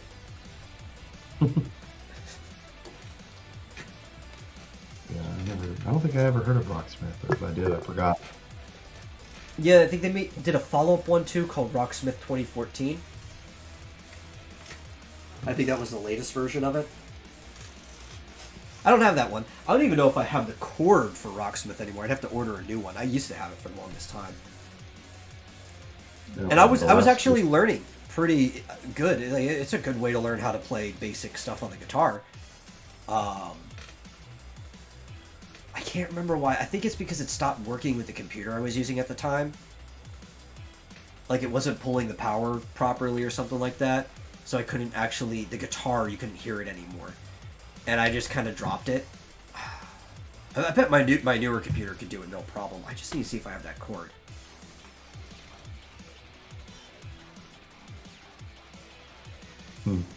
Yeah, Frets of Fire is pretty good, too. Frets of Fire. Yeah, it's a fan-made game. Okay. Well, that's a shame. Yeah, Guitar Hero last release was 5 years ago. So is that company out of business, or they just move on to other things? Oh, I don't know what the subsidiary was. It was an Activision game, and you know how things go with Activision. Yeah, it says Harmonix Music Systems. And I think it was one of those ones that Activision Or bought and basically killed. yeah, Red Octane. Oh, I mean, I guess it was just it was a fad. Yeah. You know, particularly cord was snatched. I think Guitar Hero fans decided to learn to program and made Frets of Fire. Oh, let's see. Yeah, yeah. Those controllers are really good though. Most of them, they hold up as long as you didn't like batter them or whatever. Because they had like thick cords, especially if you were playing like with a PS2 version or something. Because you know how good those PS2 controller cords were. They didn't break very easily, unlike most of the stuff you get now. And the controllers were pretty well made. The only thing that would ever really give out is the whammy bar and sometimes the strum bar. But both of those were like basic springs, and you could just like take your controller apart, replace the spring, put it back together, and then it would work perfectly again.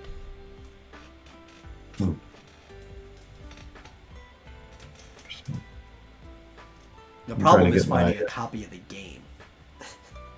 Yeah, I've been thinking I need to get a Wii controller, a new Wii controller, so I can play, things like Skyward Sword on Dolphin. Yeah, on a Dolphin. I miss things being over-engineered. Like you, GMT, weren't you over-engineered? She's an android after all. Yeah. I don't know. They're under-engineering everything too these days. That's the big problem. Yeah.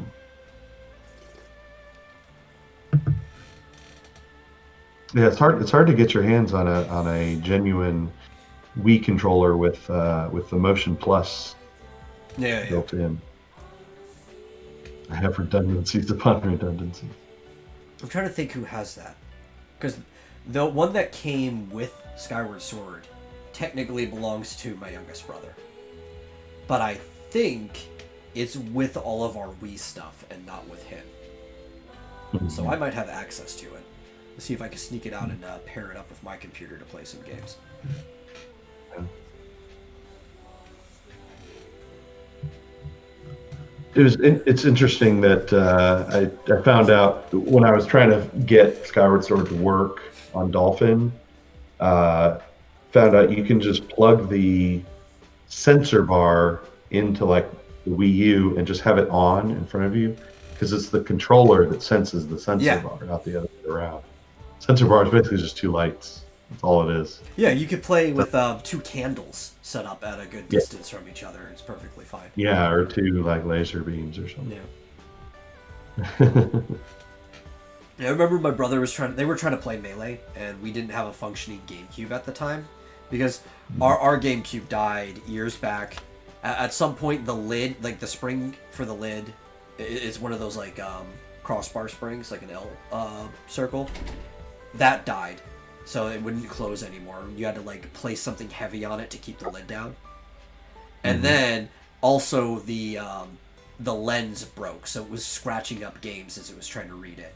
And like, we can't use that GameCube anymore unless we replace way too many parts in it. It broke during a time where none of us even knew how to replace the parts. Eventually that one was just gone. We got a new one later on from a retro store. But they were trying to play Melee back in like 2014 or 2015, something like that. And all we had was the Wii without the sensor bar. And you don't need the sensor bar to play Melee. You just need it if you don't have like a classic controller to plug into the back long enough to turn the game on the home screen. So my brother is standing behind the TV with a lighter, right? Almost burning his thumbs, just like, come on, just do it already. Just for them to click on it to get into the game. Oh, jeez. Silly. Yeah, I had the same issue with playing the Punch Out for Wii, that you only need the sensor for like the menus. Yep. Like you can't control the menu. You have to point at the screen to get the damn menus to work. But if you have a classic controller plugged into the back of the Wiimote, you can actually use the joystick and stuff to select the menu. Yeah. Interesting. Well, if you Which don't, he didn't know that. I came in the room like after they had already started, and they were like, "Man, nobody touched the Wii. Just leave it on so we don't have to do that." I'm like, "What are you talking about?" It's like, "Well, we had to go through all this trouble." I was like, "What?" And so I turned it off. He's like, "No, what are you doing?" And I plugged the classic controller and I hit the button. And he's like, "Oh." Oh, that works too. Yeah, I don't have any of that stuff. I need to rebuild up my my library of classic hardware. Yeah, peripherals. I think it was even the one last night. Yeah. I had a really weird dream. I guess Captain N style or whatever. That I had one of my zappers, and it was actually like shooting lasers out of it. I was walking down the street, and there was like all kinds of monster stuff. I'm just like zap, zap, and it made that satisfying ching ching sound every single time I pull it. Yeah, that's such a satisfying sound. That's like where is it? I actually have it right here. That's like some ASMR stuff, right? I had the original zapper that was actually black. Oh yeah. Before it released the orange one. You got the orange one? Oh yeah. Yeah. There you go. I have two of them. Yeah, I got my zapper with my Nintendo. I think I had like the whole Nintendo Deluxe system because I seem to remember it had Rob and a zapper and two controllers. There's the gray variant as well. Yeah, the gray one. That's the one. Yeah. It was gray.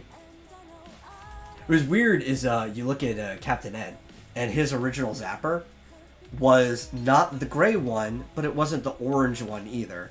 It was orange, but the gray and orange palette was swapped. So the parts that were supposed to be gray were orange, and the parts that were supposed to be orange were gray. Like, why? I sometimes think that the cartoonists for those never actually like used the product or played the games or anything like that. They were basically just handed pamphlets, like the instruction manuals were the most of the information they were given, and I'm sure they just skimmed through it. Yeah. The Mario one was a little better for the Super Mario Brothers Super Show because at least it included all of the enemies. So you're like, okay, they at least had to look through like the artwork or something to be able to know these enemies. Some of their personalities kind of match what you would naturally just kind of pull from the way the enemies act in the game. But then some of it's just like, well, how much do you actually have to pull from? Right? Like just the time that this stuff was made. Yeah, it was pretty much the best artwork of the games was in the manuals. I mean, the games themselves were just blocks, 8-bit spread. Any personality thing for most of these games would have come from an excerpt in the manual, if there even was one. Yeah. Definitely had a weird voice for Kid Icarus. Not what I would have guessed. Yeah. It wasn't even just the voice, which, was pretty harsh, but it was also kind of like, he said, Icarus after everything. Yeah, something Icarus. Greaticus. Captain Inicus. Yeah. You're my heroicus. Mega Man was really weirdly low. I love Mega Man talked like this, and he said everything was mega-rific. Mega high! Yeah, dude, I love Mega Man. It was great. It made no sense for the character, but it was great. That's mega-tastic. Simon was always looking in the mirror and full of himself. Yeah. I don't know because he was from Castlevania, so he was vain. Is that where they got it? Yeah. Simon Belmont. That's right. Yeah. Dude, I love that show so much. I tell you, the two voices they got perfectly were, I thought, was King Hippo and the Eggplant Wizard. And of course, Well, you can't go wrong with Mother Brain, because Mother Brain was the late great Levi Stubbs. Yeah, fantastic. I mean, those 3 voices were absolutely perfect. And Mother Brain was like, "I will be the beautiful queen of Videoland." I know. Yeah. It was she had the voice of Audrey too, from voice. Little Shop of Horrors. Was it the same? Yeah, it was Levi Stubbs. Yeah. No, yeah. Also, the singer from the Four Tops. I can't help myself. Yeah, Audrey too. That's what it was. It was Audrey too.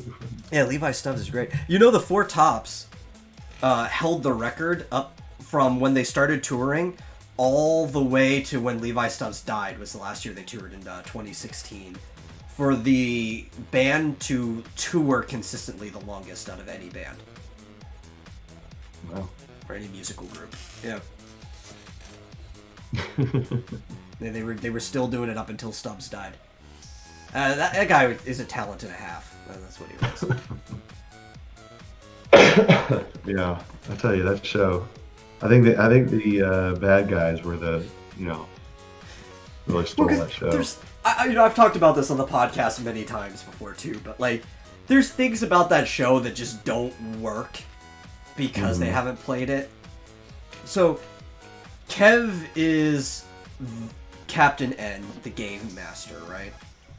Mm-hmm. And they picked him because he's supposed to be so good at video games, right? So that's why he was pulled into it, despite being like a 15-year-old kid.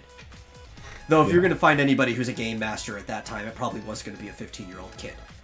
And the problem with it is there is no way he could have beaten the games that he was supposed to be able to beat in. Right? Yeah, really. A, he never beat Bayou Billy. He even said that himself when he was with Bayou Billy. So that already puts a hole in him being the game master. But then B, he never beat Mega Man, even though he claims to have beaten Mega Man, because he never got past what was it, Cutman stage, I think, or was it Metal Man? It was whoever they were going up against. They was like the Olympics was going on at Mount Icarus, and it was the good guys versus the bad guys, and it turned out to just be a trap the whole time. So in the follow-up episode, they had fallen down. I think it was in actually Metal Man stage, and he's like, "I don't know. I never beat this stage." And like, wait, Kev, you can't beat Mega Man without either cheating and using somebody else's save code to get past the stage, or beating all the stages. Because you have to beat each of the 8 robot masters if you're 2 and on, 6 in the original one. And I'm pretty sure there was 2, because these were the villains from 2, like Metal Man and Cut Man and stuff like that. But, so, we're assuming it's Mega Man 2. You can't beat the game without beating all 8 robot masters to get to Dr. Wily's fortress. That's right. And there was a few different ones too. I don't think he ever beat Punch-Out. Unless he was going through a rerun, but he's sucked into Videoland in the middle of playing Punch-Out. That's right. Yeah, he got stomped by the giant, crushing thing in the Mega Man stage. Yeah. It seems like he only ever won by pressing pause. That like defeated everything. Yeah, using whatever the cheats were on the belt. Which makes me think that he was using cheats the whole time. I wouldn't be surprised if he had a game genie. And he was always using the zapper in games that didn't use the zapper. Yeah. Like, what's up with that, Kev? You're supposed to be the game master. Yeah. He's a fraud. Fraud, I tell you. He's a high school student. What do you expect? That's your trans op right there, Bullet. Captain N, he's a fraud. I like Alucard showed up in an episode, so he was kind of like Dracula, except they made him like a teenage punk version of Dracula. Yeah. A lot of stuff. Donkey Kong is great in that because he's just like this King Kong 6-story tall ape that they just have to like deal with. He's almost like a force of nature. You don't know how you deal with Donkey Kong. Didn't he meet Zelda and Link Yes, at there one was an point? episode where they met Link and Zelda and they had to deal with Ganon. Was the princess like jealous of Zelda? Yeah. Seem to remember that. I didn't like. I don't think I liked that version as much as I liked the actual Legend of Zelda cartoon. Well, excuse me, princess. Dude, I that love that game, that show did so many things ahead of time. Like shield surfing was in that show before it was in Breath of the Wild and stuff, and all kinds of. There was this one thing he did where he threw a bomb, jumped on the shield, and the bomb exploded him riding the shield off, and he used like a Yeah, and you can. There's a bit of a cheat, but you can do that in Breath of the Wild, basically. You end up flying on the shield. And he also had, at one point, had an arrow and stuck a bomb on the end of the arrow. Before bomb arrows were a thing. Yeah, I think. Could you? No, Twilight Princess, you get bomb arrows. You can attach the bombs to the arrows. But I think Link's Awakening, you could do that too. Did you do bomb arrows in Link's Awakening? I'm trying to think about that. Maybe. I don't think so. I don't know. But anyway, yeah, unless you're doing that was in something the jank. cartoon. Like, I don't think that's a default part of the game, but you might be able to do something jank with that. Maybe, I can't remember. But could he banana slamma? No, he could not banana slamma. Now that's a show. Donkey Kong Country from, like, I think the 90s is when that one was made. Like, later 90s when they did, like, the CG stuff. Yeah. That show is wild. And the most wild part about that show, too, is not the ridiculous stuff that happens in the show, but the fact that every single episode had, like, 2 songs in it. Like, 2 musical numbers. All unique. It's not like they were reusing the same song with different lyrics like some shows do.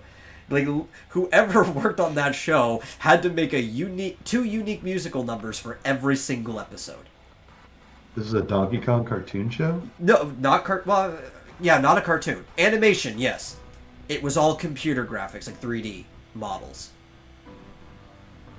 Called Donkey Kong Country. It was a TV series. Oh. And, you know, I honestly, I really don't care if we get a copyright strike. I might have to play one of the songs for you people. If you're not familiar with the Donkey Kong treasure rap.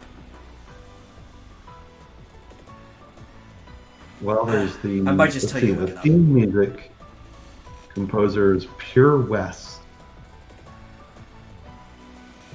Let me just tell you to look up. Go and look up the Donkey Kong Country treasure rap. Yeah, you don't have to play it here. Yeah. I was just looking up to see if I could see who the composers were. Which is weird that it's not Grant Kirkhope. Yeah, that's what I was wondering. Since he did the DK rap, right? Well, he did most of the music for Donkey Kong and just Rare in general at a certain point. Yeah, for Donkey Kong Country. Yeah. Oh, it doesn't say. I wonder Grant if it was... Kirkhope also did like Conker, Banjo. He was like the primary composer for Rare as a company. Yeah. Very talented man. Interesting. He also he's with what's it, Platonic now, I think is the name of it. The group where like half of them were Rare and they made Ukulele. Yeah. So he did all the music for Ukulele. So it says the only composer listed on Wikipedia is someone named Pure West. Yeah. Pure West? I wonder if that's who did all of them. Probably. Well, it's kind of like there's sometimes the show could be alright, but you hear there's this amazing composer that you feel is being kind of kept down by the fact that he's working on a kid's show, right? Like another good example is, I think it's just one guy who did all of it, but whoever did the composition for Lazy Town did like all the songs for Lazy Town. So like We Are Number One and all of that stuff. And that dude, because all the songs sound radically different. It's not like he was reusing too many motifs or anything like that in the same ways. Just a talented composer making a bunch of really good songs on a kid show. Yeah. Well, I'm seeing this person. Yeah, this is a person who did all the compositions for all the music for Donkey Kong Country and a bunch of other stuff I've never heard of. And Bob the Builder TV series, Bob the fucking Builder. apparently. Can we fix it? No, it's fucked. No, don't even try. Yeah.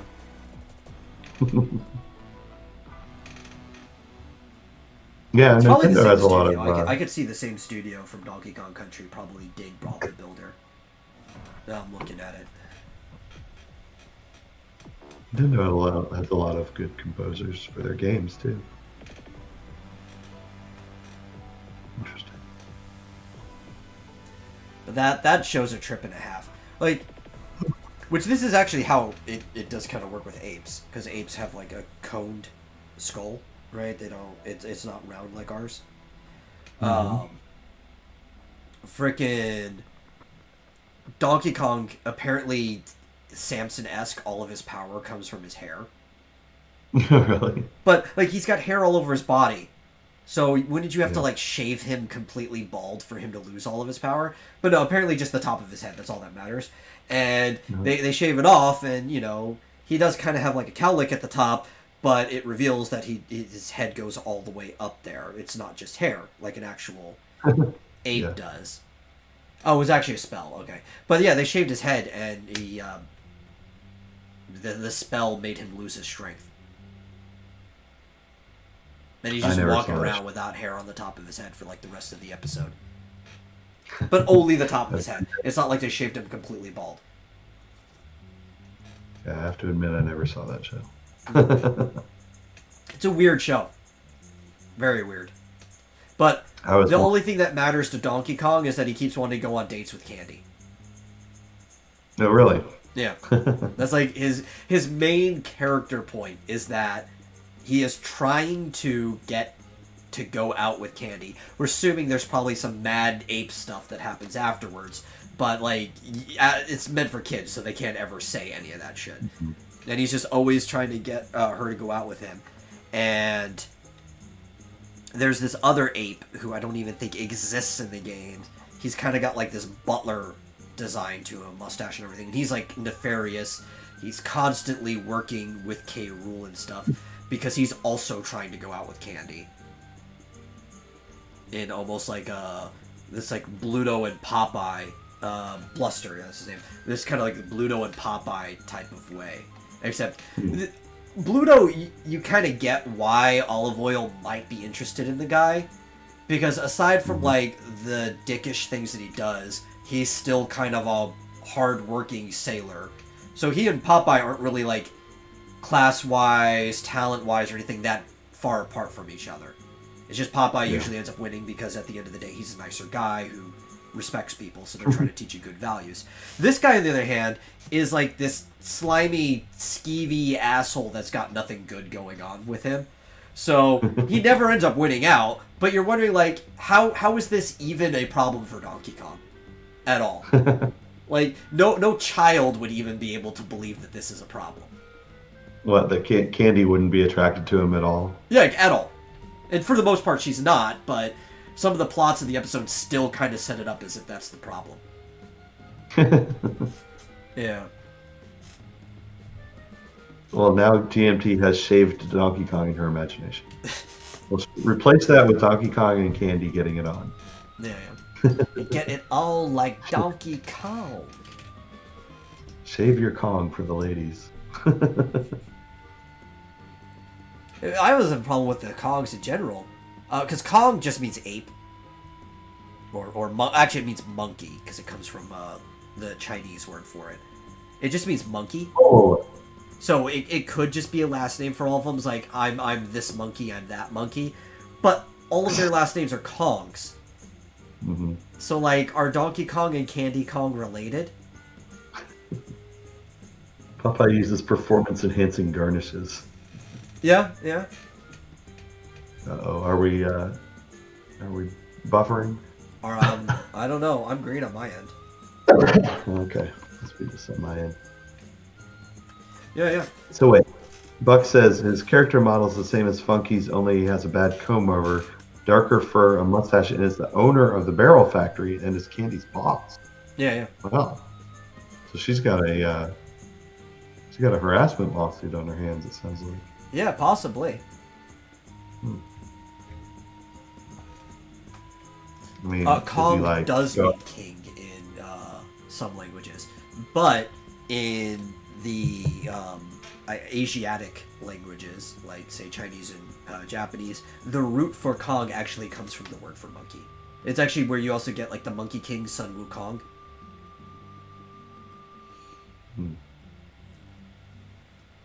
And it could also be a pleasant coincidence because the original name for Donkey Kong did come from the name King Kong. Mm-hmm. But it works out because Kong means monkey in the Asiatic languages. Or not in every single one, but all of their words for monkey comes from that root. Okay. Yeah, it was on my end. I just had to refresh my screen. Fine. It's fine.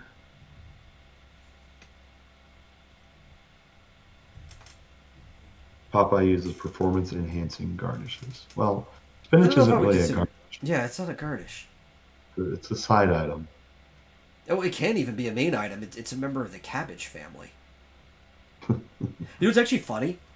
Most greens in this category are all just different breeds of the same creature.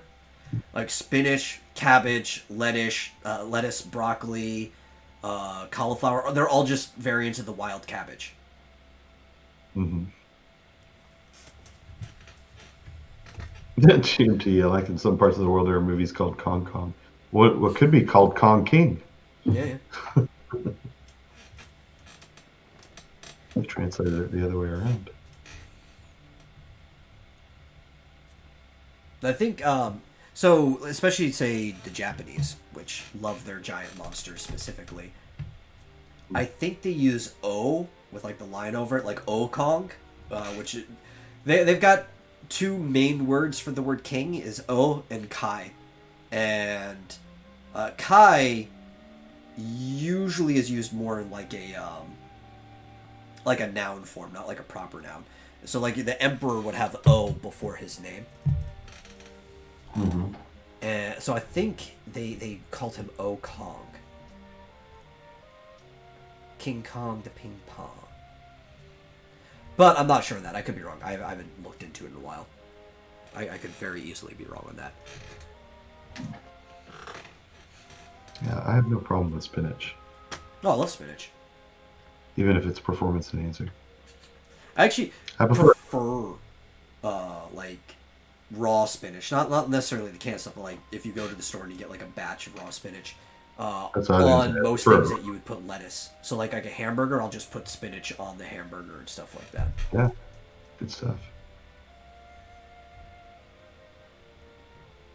Definitely good. My mom does like frozen spinach, just like stewed or whatever, steamed. I mean, frozen spinach is fine if you thaw it out. You know, that just the canned stuff. My biggest problem is like I know so many people who will eat and cook the spinach right out of the can.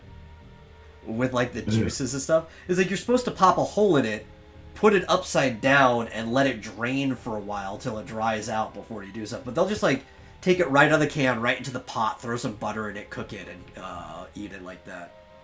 Oh yeah, you gotta drain that, otherwise it's too much liquidy. Yeah. Garlic is lovely. You're right, GMT. I like freshly grown spinach. It is lovely. I like it mixed in with, salad. Yeah, like the whole point of putting a can in the first place was mostly for sailors, or even just say anybody traveling long distance and you have to store food. You put it on a line, like you pop the hole, you hook it to a line, you let all of your cans drain out, then you open it and cook all this stuff. Well, that's like my mom doesn't even drain corn. I'm not talking about cream corn. I'm talking about just regular corn in a can. Doesn't even drain it. Just puts the whole can into the pot. And it's like, that's not cream corn. Yeah, we don't really do canned foods in this household. We do frozen foods. Yeah. Frozen corn, frozen peas, spinach, etc. Well, for the longest Yeah. time, there used to be like a really big price disparity between getting frozen foods and canned foods. So if you're stocking up for a large household, and there's 5 people that need to eat my house, and we're already poor enough as it is basically just had a whole pantry filled with cans. Yeah, yeah, I can see that. 'Cause you can't. Yeah, it's harder to fill up Yeah. your freezer, like a big old freezer. But I'll tell you, working at Walmart for the 3 months that I did, you know what the most sold item is at Walmart? No, I don't. Yes, it's bananas. Actually. Bananas? I can see that. Yeah. Those I would shelves say, are I almost would always guess. empty. No, I don't know this for certain, but I would guess that the second most sold is probably canned corn. Because I'll tell you, we went through a ridiculous amount of canned corn. Well, my Like, mom, the day before Thanksgiving, I don't know why she waited to send me in, took me to the store and was like, hey, I need you to go get a can of tomato paste for Thanksgiving. Like, well, why'd you wait until the day before Thanksgiving? And I think it's the same kind that you were working at. We have the normal one, but we also have a fresh market one right around the yeah, corner. neighborhood market. Neighborhood market, that's it. Yeah, we have a neighborhood market. Almost nobody knows about the neighborhood market because almost nobody ever shops there. If I go to the neighborhood market, I'm in and out. Even the day before Thanksgiving, it was still the same. Like normal Walmart, packed to the brim from people who forgot stuff and are shopping last minute. Neighborhood market, empty. I think I was in line with one person in front of me who had just got there before I had gotten in line. It was flowing, and Well, wait, were they close together, like near the superstore? no, it's not near the superstore. They're on opposite sides of town, opposite sides of the highway too. But it's like the way my town is set up, we have a highway going through, Highway 67. It goes south down to like where does it stop? It stops just short of where both Highway 35s merge together. So you can take 67 to one of the 35s to get back onto it. And it goes from there all the way up through to the Dallas area. And it cuts the town I'm in right in half. And then there's also this other major road that kind of goes around the whole DFW area called Beltline. And it goes straight through our town, so it kind of creates like a cross. And everything is in different like quadrants of this road crossing. And if you take Beltline down in the opposite direction of the Walmart, is the other Walmart, probably 2 to 3 miles away from it. And it's in the part of town where like nobody pays attention to. So some people go there, but almost nobody does. If you want something at any time, you could just go to that Walmart and you in out. Yeah. I wonder if people think I can assure people that things are equally cheap. Oh, it's the in same neighborhood. prices. It's just Walmart prices. Yeah. Well, that was the thing, though. Even though nobody goes there, this is the point I was going to bring it up. When I was looking for it, because the shelves are set up really stupid in this neighborhood market. Like, the spaghetti sauce, the canned vegetables, and the tomato sauce are all in 3 different aisles from each other. The spaghetti sauce and the tomato sauce aren't in the same aisle? No, they're not in that one. And they're also on different sides of like the middle dividing aisle for people to walk through too. Yeah, that's weird. Yeah, so I they're can see the canned vegetables being two different but aisles. usually- And the canned vegetable aisle is in between both of them. How big are the aisles? How many aisles? Yeah. Well, because things are just all weird places, right? Yeah. So they've got things that are sharing aisles that you'd think, why is it in this aisle and not over with this other thing instead? Why don't you just switch these 2 spots? But so I didn't see that at first. I'm thinking, I'm not going far enough down to see the word tomato sauce on the sign yet. Canned vegetables, I'm going to check this aisle. I saw spaghetti sauce behind me. When it wasn't in the canned vegetables, I wanted to go to check that. Then I finally, as I hit the middle aisle, I see the tomato sauce sign. But when I look for the canned vegetables aisle, despite the fact that nobody shops in this place, the entire corn section was empty. Interesting. Yeah. Yeah, because I can tell you from our store, we would have like twice a week, we get a huge shipment of canned corn. Yeah. Absolutely enormous. And we'd have to, and sure enough, the shelves would be practically empty and we had to fill them back up again. But here's a tip for you. I don't know if this is the case at all grocery stores, but a Walmart and neighborhood market and the superstores, get the Walmart app, and it will tell you.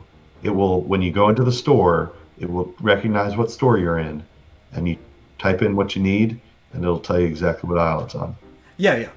I've used that a lot going to the Walmart, unless I'm familiar with it.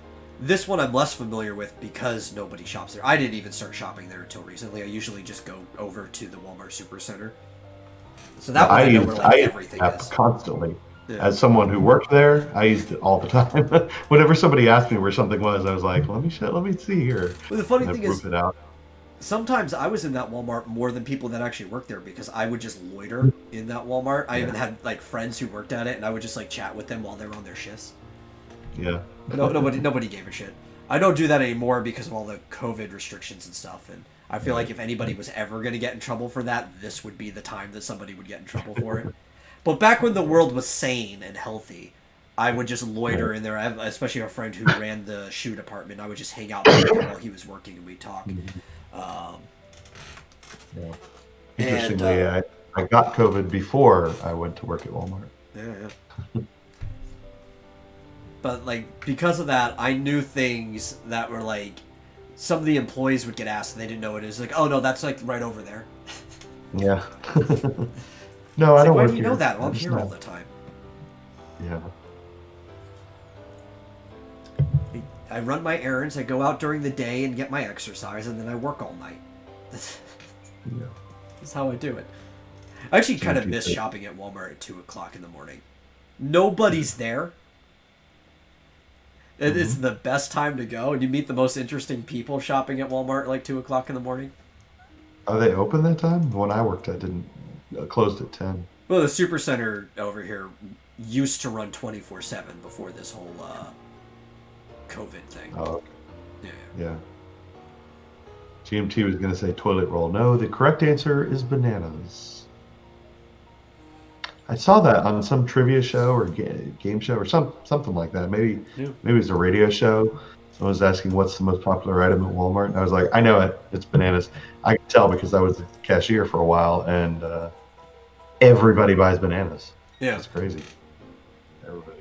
It's a good source of I would balance. guess, yeah, that's right. And in the Southwest, actually, I would guess that the number 2 item was probably jalapeno peppers, because everybody would buy those there too.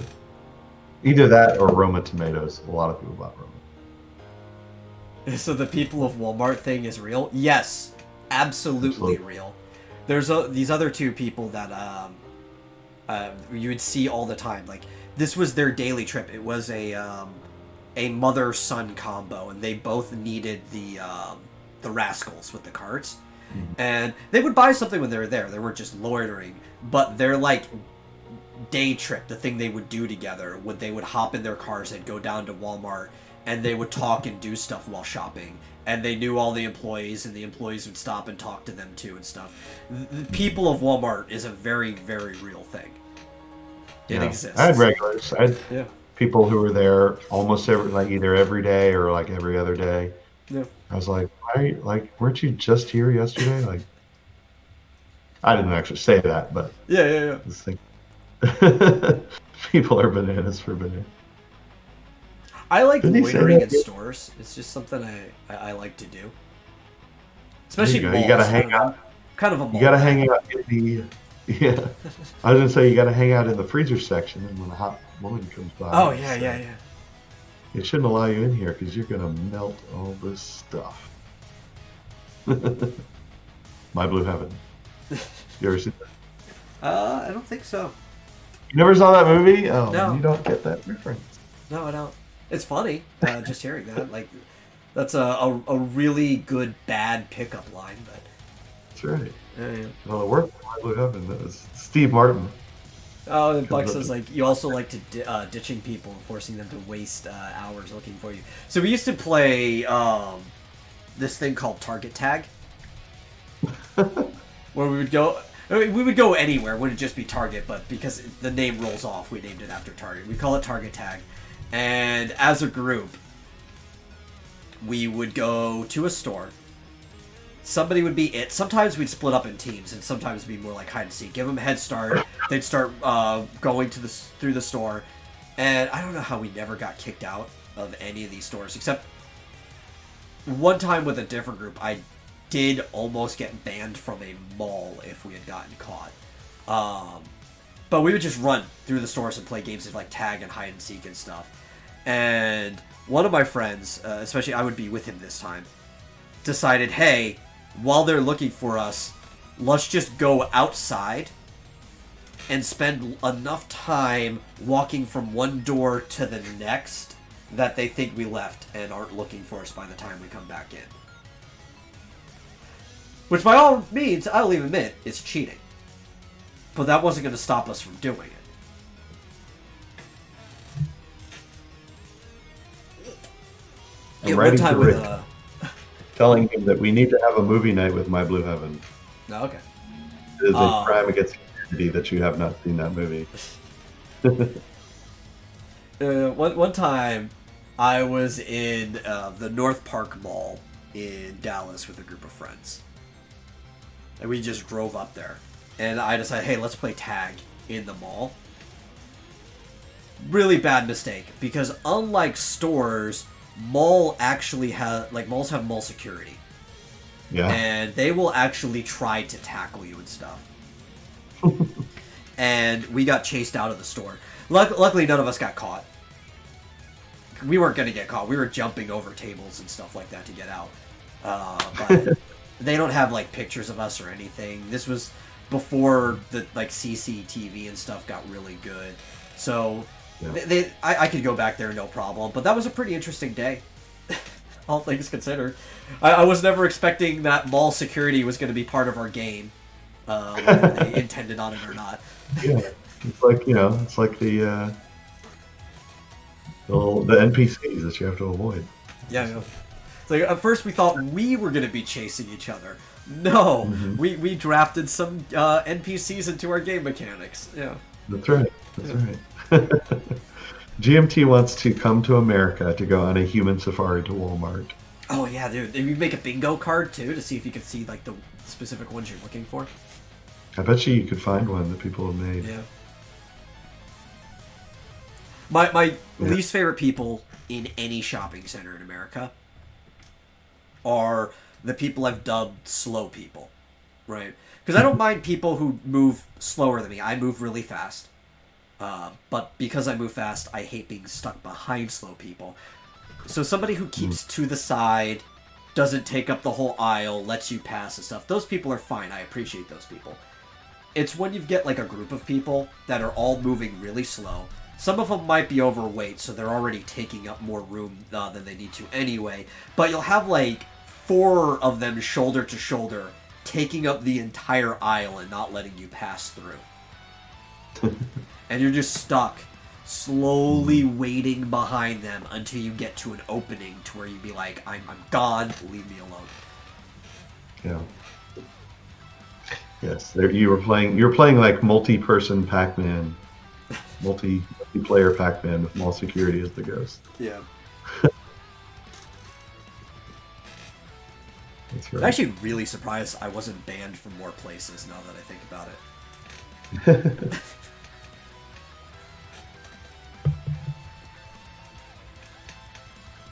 Well, if the Game Developer Conference ever comes back, I wonder if they're going to have it this coming year in 2021. But if it is, I'm going to go and see if San Francisco is bad as it supposedly is, since I haven't been there in so long. And if it's good, I'll report back in GMT. You and I can go to GDC together. Well, so here's the thing: how places like that work. Right. And it's almost like even if you go to a third world country or even a supposedly first world country, like, say, India, the problem is there are places that are still really nice. Right? It's almost like you can walk from a nice store and then go down the street to something that practically looks like a war zone. Right? There's all patches and pockets. And like in India, there's a joke that they have the shitting streets, right? Where it's basically the street where the homeless people go to shit in. They've got those in San Francisco now. So you can still find really nice patches, but you're also going to find really it's called bad Tenderloin. Yeah. Stay out of Tenderloin. Should be okay. Problem is, it's like, it's literally, you know, you're fine. You're in a nice, well-lit area. All the streets are clean, nice people and everything. You go literally one block over. You just turn a corner. You're in a war zone with shit on the streets, and you know, homeless people with tasers. You never know what will happen. So it's crazy. I actually did see a homeless person with a taser the last time I was there.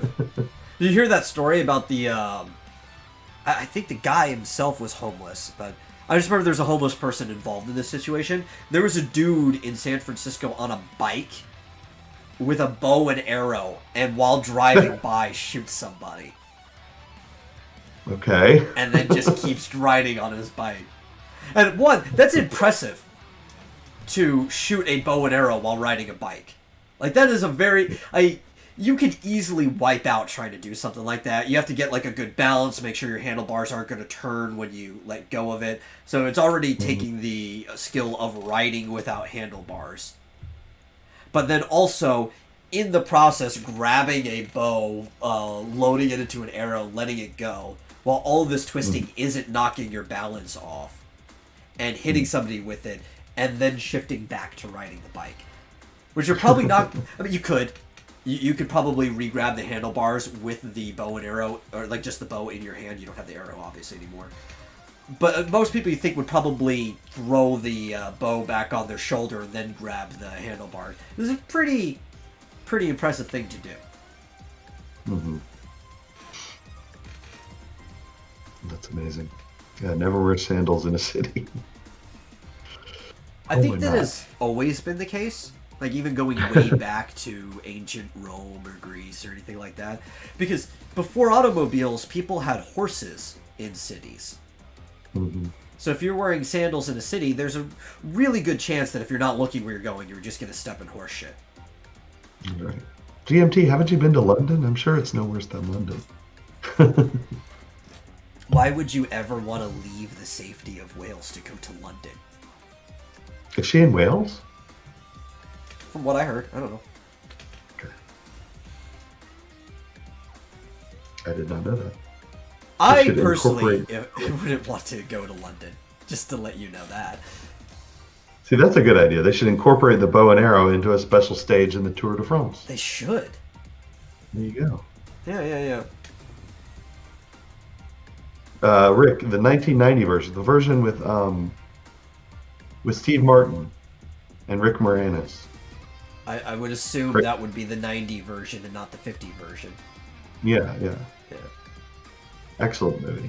It's hilarious. I do like both of those actors. Yeah. And it has Jane Cusack, I believe. John Cusack's sister. I'm in the Wales. other. I have been. Because he has two acting sisters, I believe, Jane and Joan. Was with their... Oh, maybe it's Joan. Maybe it's Joan Cusack. Joan. What was the other sister? Is it even a Jane? They didn't name all their children with J's, did they? I don't know. It's the one I know from there Toy. is a Joan, and I know there's another sister. I don't know if her name is Jane.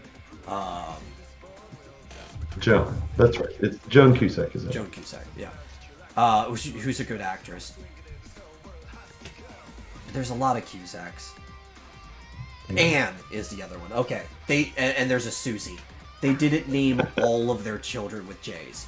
Thank God. Could you imagine that? Like, you would think that'd be fun at first, but then there's only like so many vowels that tend to follow things. Like even John and Joan are pretty close to each other, and you're trying to like spit out your child's name, and you can't remember which one you're talking to, so you just start spitting out every J name that has a vowel that follows it. Well, it's not as bad as George Foreman. He named all of his children George, even his Yeah. daughter. So that he doesn't have to spit out different names. He just says George, and they all come here. And it's like, that one. The rest of you can leave. Yeah, which one did I want? Yeah. That's right. GMT says there are 10 million people there, and nearly all of them have armpits. Nearly. Yep, I can understand. Yeah. Well, San Francisco is better than London, I have to say. I can almost guarantee that. I've never been to London, but I can still guarantee it. Equally likely to get stabbed in both cities. Probably. That's probably true. Yeah.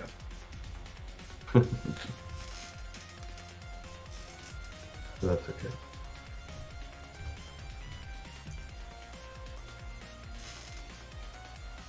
My mom cycles through me, my sister, and every dog we've owned names before she gets to the right one. Yeah, I hear you.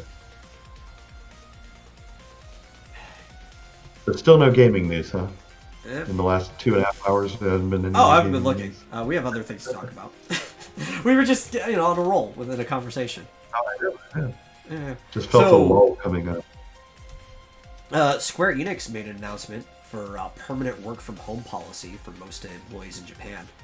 Now, this isn't like they're forcing this policy on people, but I don't know if you know, Japan is notoriously bad at A, the internet, and B, working remotely, which tends to involve the internet these days. And they've actually been suffering from this whole COVID thing really bad, despite the fact that typically when it comes to flu season and stuff, they're one of the most prepared countries on the planet. But usually with flu season, they don't self-isolate. They just wear masks and go to work and stuff like that. So I thought they've been doing well. in health-wise, they're doing well. Economically, they're doing horrible because of this. And they gave the option and recommendation, actually. They were recommended to stay home. And Japan doesn't need to be put under lockdown. The way their society works is if their government recommends that they do something for their own safety, most people just do it without question. Yeah. Right? Which is a fine way of working, If your societal trust is that high that you could take a recommendation, everybody just chooses to do that, that's fine.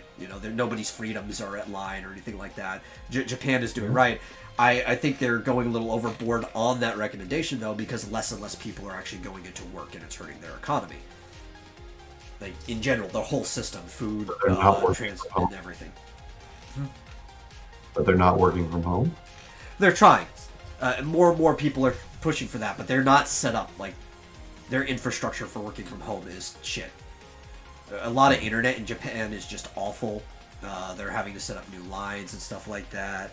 I'd imagine also, when you go to work, you're going to give some more business to local restaurants and and shops that you might pass by on the way to or from, because a lot of them don't take a car, right? I mean, if you live in Tokyo, mostly public transit if you live in the cities. Yeah, and it's mostly Tokyo.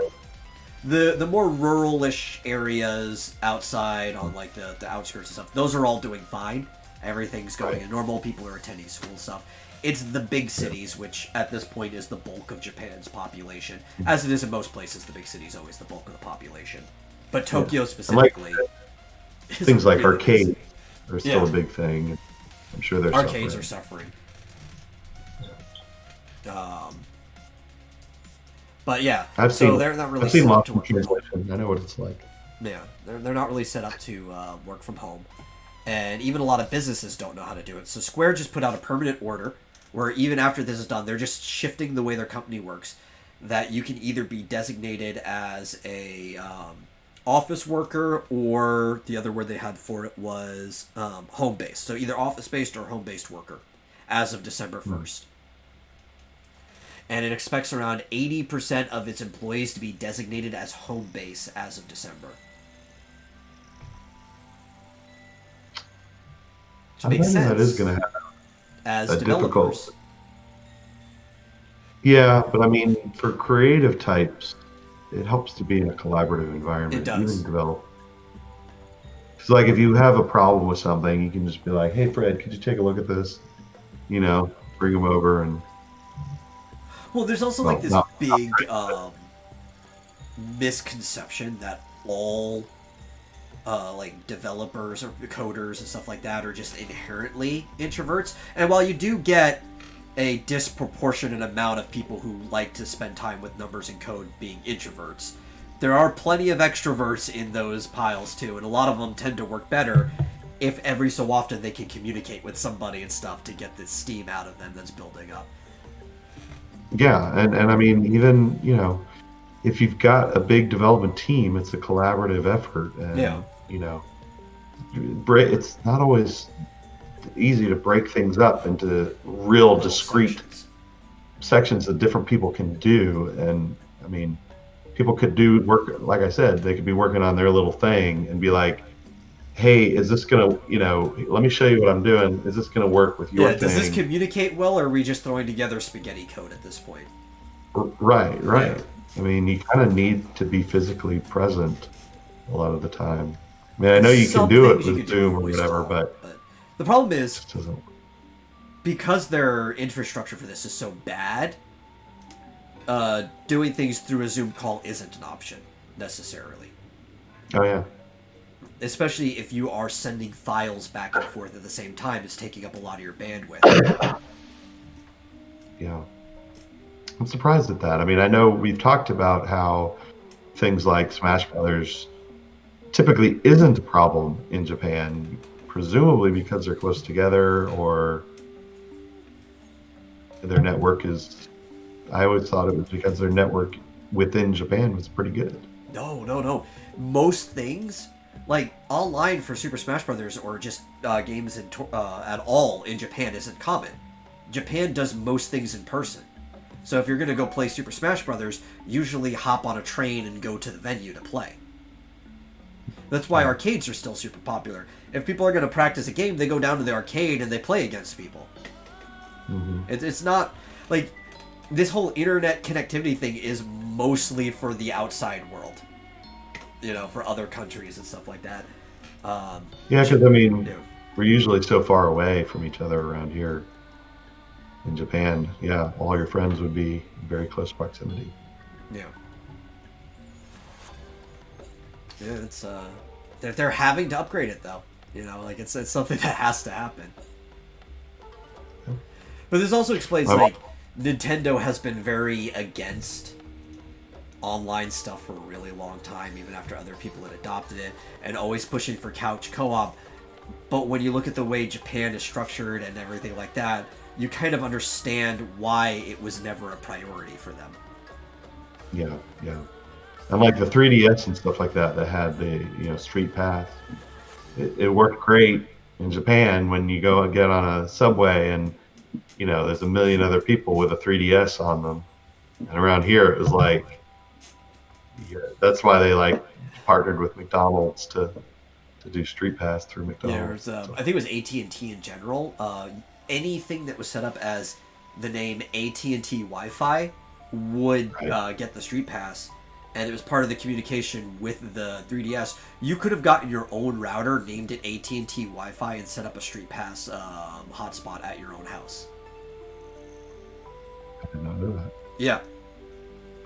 Huh. Too late now. I don't have a 3DS anymore. Yeah.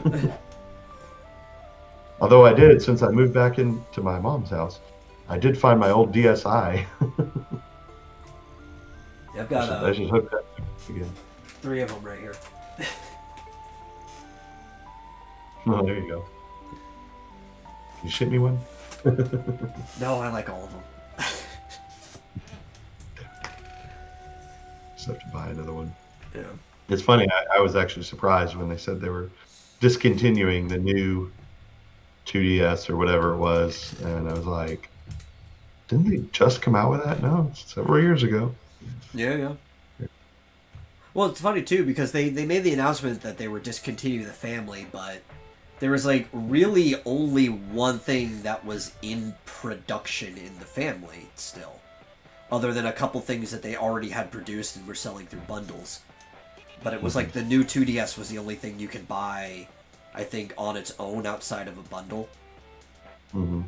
Yeah, when I was looking for Switches over the summer, when I was looking to get a new Switch, I would go to several like Walmarts and stuff. All they ever had were 2DSs, the Yeah. new 2DS. I think we were even looking into that too, somewhere around, it's either like February or March or something like that. You and I were in a call, and we were looking into, it might have been later, that might have been closer to April, because it would have had to been after you had gotten resettled for a little bit. We were looking into the 3DS stuff and actually started like digging into information. It's like, oh, they only produce this thing anymore. That's why we can't find anything even refurbished. Right. Interestingly. Oh well, I play all my 3DS games on Citra now anyway. Yeah. I got That's kind of like Bravely the best way Default. to do it.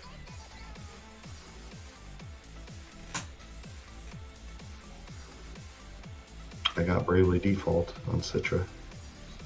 Black Friday week. See, that's actually one of the things why I'm having trouble finding any news to talk about other than the things that we've been talking about, because most of the news have been for leading up to Black Friday sales and telling you what's available, and then for tomorrow, the Cyber Monday sales, and it's like, that's not interesting to talk about. It's just going to list off everything that's on sale. Yeah. But yeah, permanent work at home. And so that's what we're talking about is, it doesn't seem like it's just going to be a thing for COVID. It looks like they're changing into that structure permanently. And for some employees, it's probably fine. You know? If you're an editor, or like a department head or something like that, like you're basically the equivalent of an EIC for whatever department you're in, you probably need to work in the office no matter what. Because you're probably going to be the person who, after a bunch of people put stuff together, they send it to you and stuff like that to make sure that it all functions. There could be some lower level people that could work fine from home with minimal communication. I just don't see this being, like what you were saying, I don't see this being a really good move in general, though.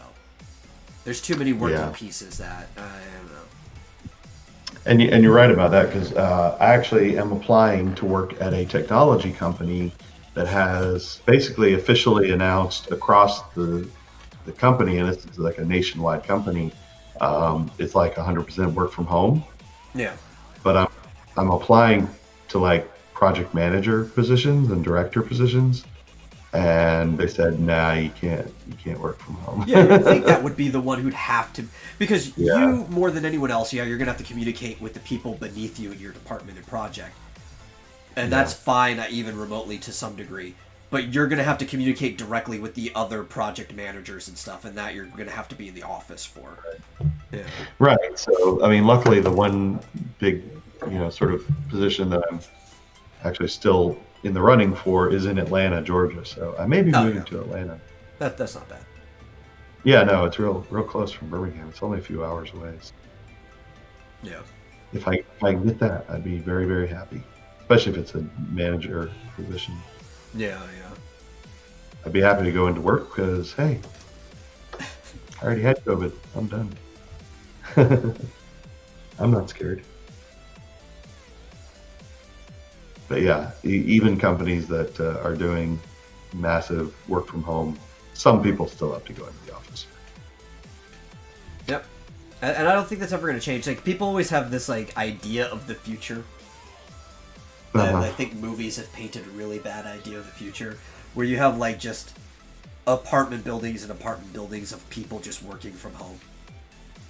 Yeah. And I'm just like, well, wasn't there even with robots, how does that work? Some people need to be working places. People still need to go places, and even like some of these firms, you need people in buildings and stuff. I don't ever see that painting of the future actually happening. Yeah. The closest thing I see is starships being like floating cities, kind of like how it is in Star Trek, even though I don't see Star Trek Society ever happening.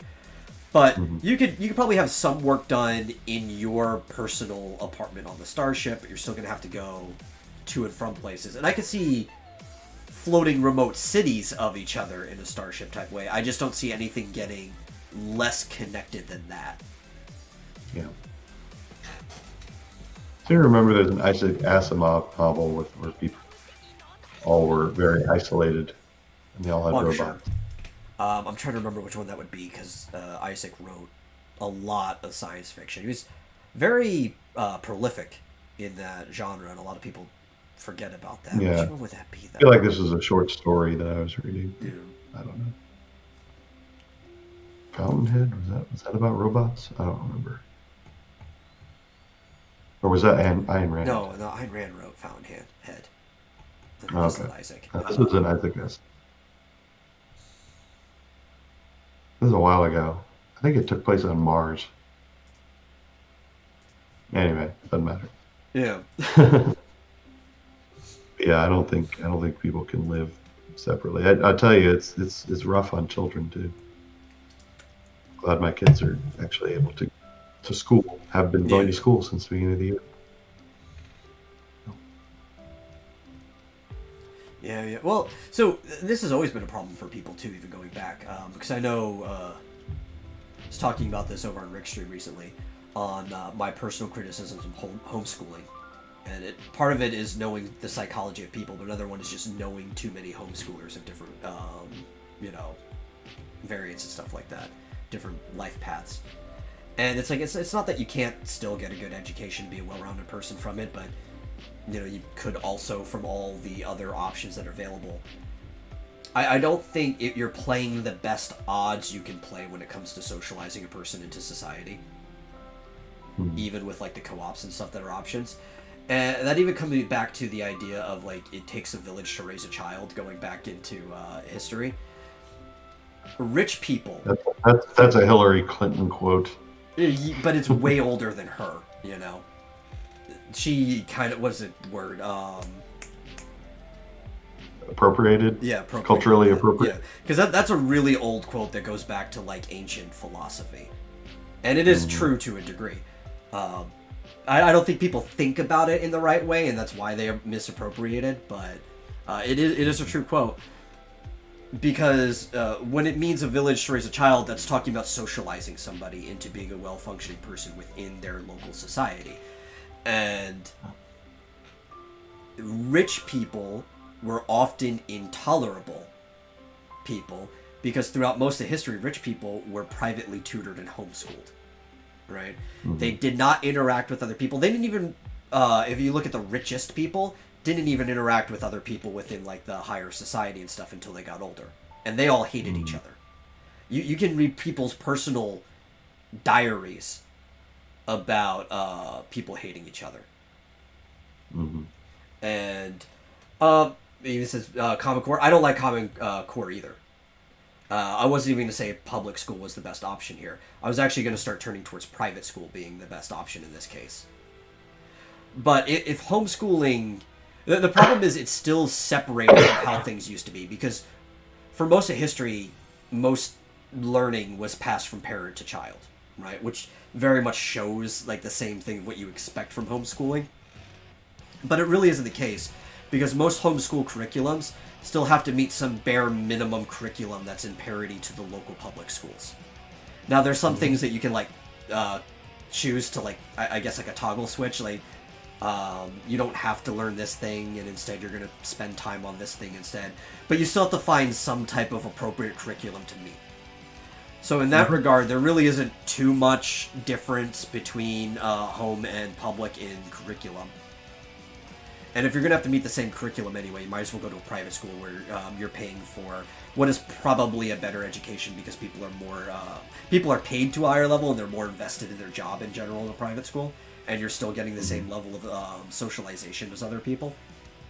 Well, private school teachers typically make less than public school teachers. Do they now? But oh yeah. On average? Absolutely. Oh, I don't know the average. I know somebody who worked at a private school and they were making a lot of money, like a lot more than the public school teachers were.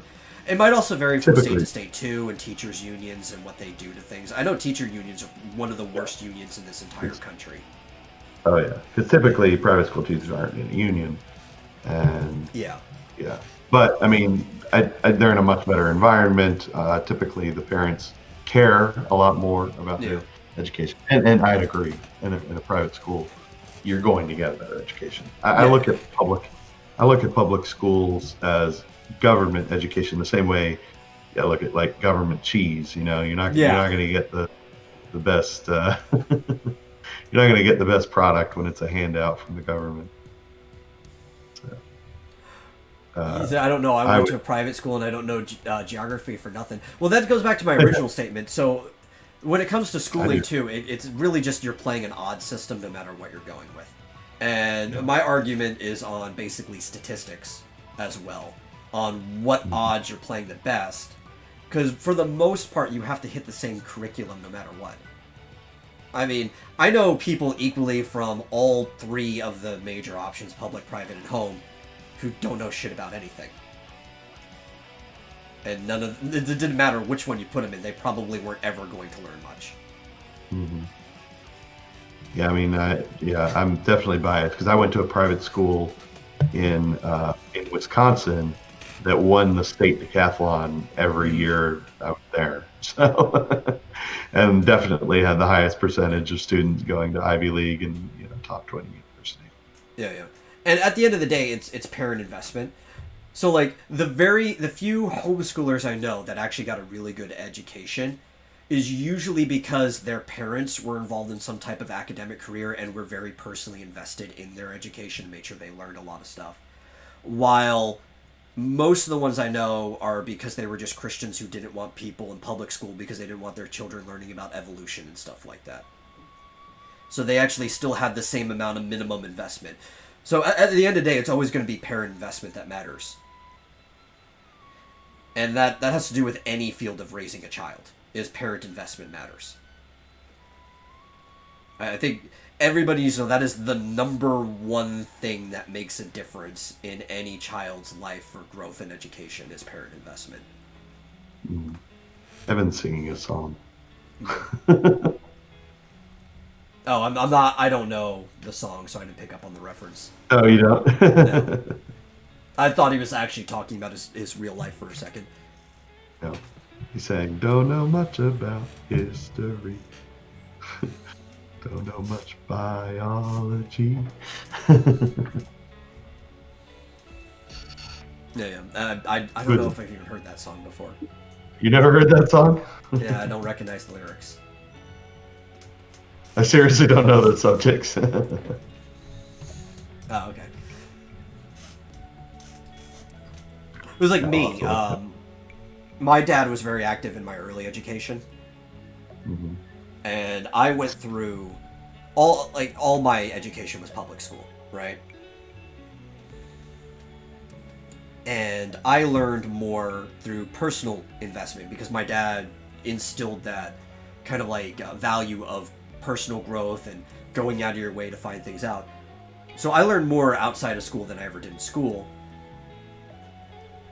And I could see that people who had that same value excelled despite being in public school, and the people who didn't have that value still kind of just They didn't learn much. Mm-hmm. So it's like that's the most called "What a Wonderful World" by Sam Cooke. Anyway, yeah, that's a big subject. I think I probably don't have time to get into it. Probably not. Yeah. That's a big subject, and it's so subjective. And like, I think, like you're saying, like it just depends on where you are. There's a lot of variables and stuff too, and not everything's going to be so clean cut. There's not like a single solution to anything like that. But it's really about playing a numbers game. Like you're looking at the statistics of thing. You're looking like, with the options available to me, what are the best odds for that child? Is really what you should be looking at. Because you know what, you could also have like the best private school possible, like some prestigious magnet school that you can send your child to, but there could also be a really snot-nosed bully of a person, like a kid there, that happens to be the son of some influential person, so nothing's ever going to get done from this, and you might be better off taking your kid out of that and homeschooling them or public schooling. Like, there could be individual circumstances that screw up any idea of what you should be doing. Mm-hmm. Well, Evan, I think you should be a programmer or a mathematician or a mathematician. Yeah. Any of those things. Math magician. I'm pretty good at all that too. Which is why I'm enjoying the RPG we've been playing, because I get to do a lot of math. That's mostly like I'm just sitting here doing math while you guys are coming up with your mostly decisions. just arithmetic though. Yeah, a lot of it's basic arithmetic. No, actually, there's a lot of algebra, like just straight up to algebraic. Yeah. A lot of variable substitution and stuff like that. That's right. I did do a little bit of trigonometry when I was setting up the maps, because I am actually like measuring things out, finding out angles, because I'm letting you guys go diagonally, so I'm trying to figure out like what the difference for the spaces and stuff are supposed to be, and I do have a compass over there too when I'm figuring that stuff out. I do kind of feel like calculus or anything. Yeah, I wouldn't think so. You have to figure out the differentials or anything. Yeah.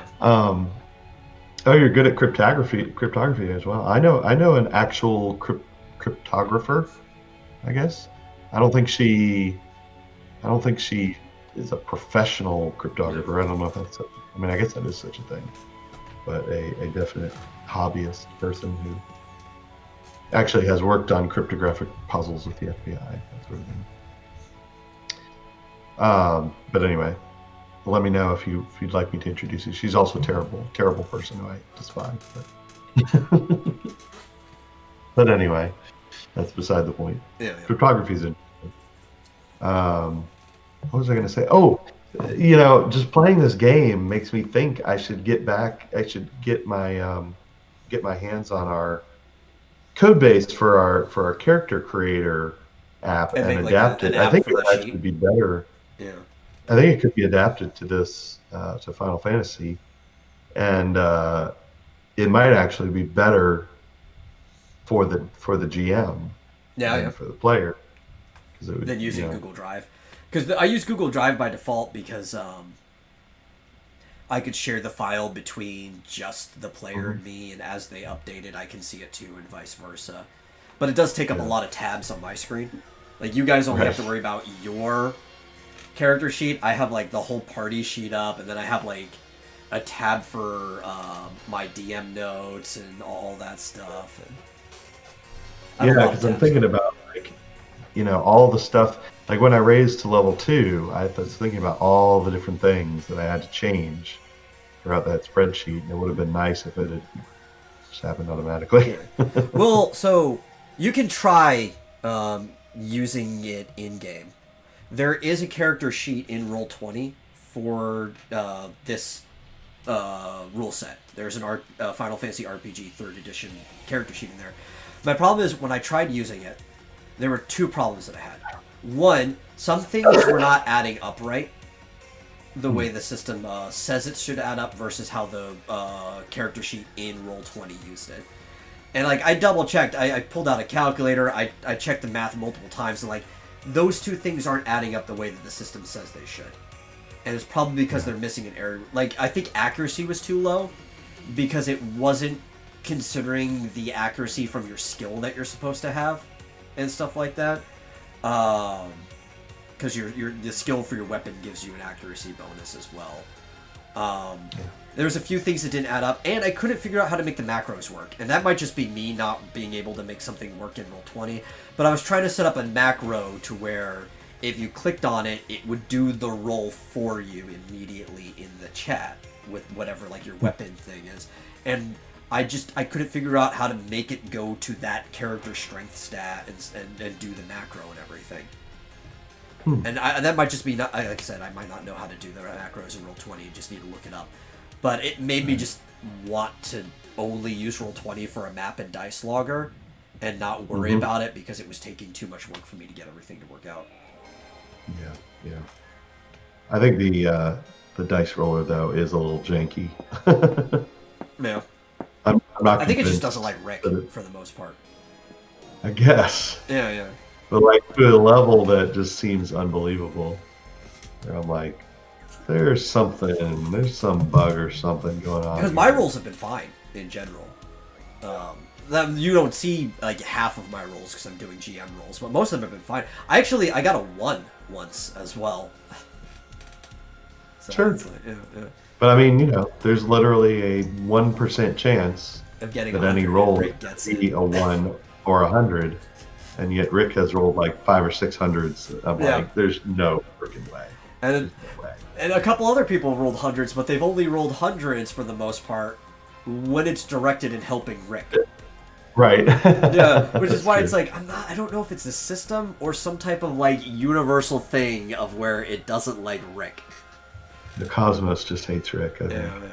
I want to use a new dice roller. I know. Like, are you typing roll D100 or are you clicking thing? I mean, either of them should give you the same result. I know, but I'm just Realistically wondering speaking, if some people are doing one and some people are doing the other. Well, I told anybody, which I know Rick doesn't have dice yet, but he can go and get a set. He said he's talked about getting it before. So anybody, if they want to hook the camera up and point it down at a table, I'll let you do your rolls with physical dice. I need to be able to see your roll. That's the only thing, Yeah.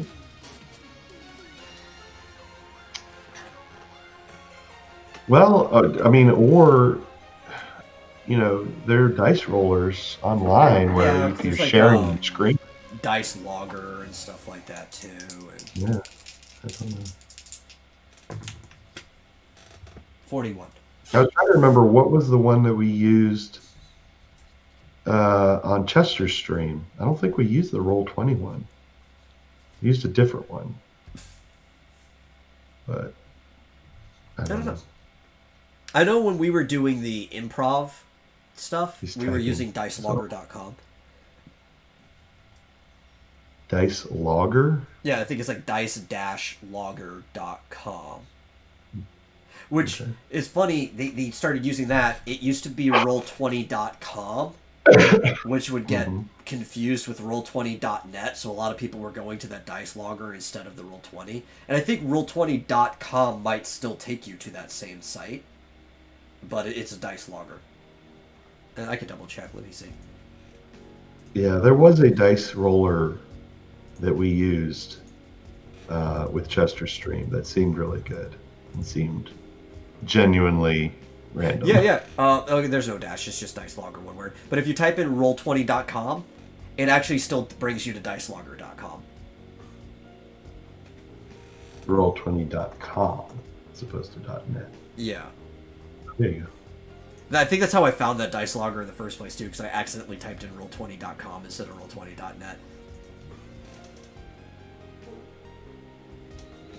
Oh, interesting.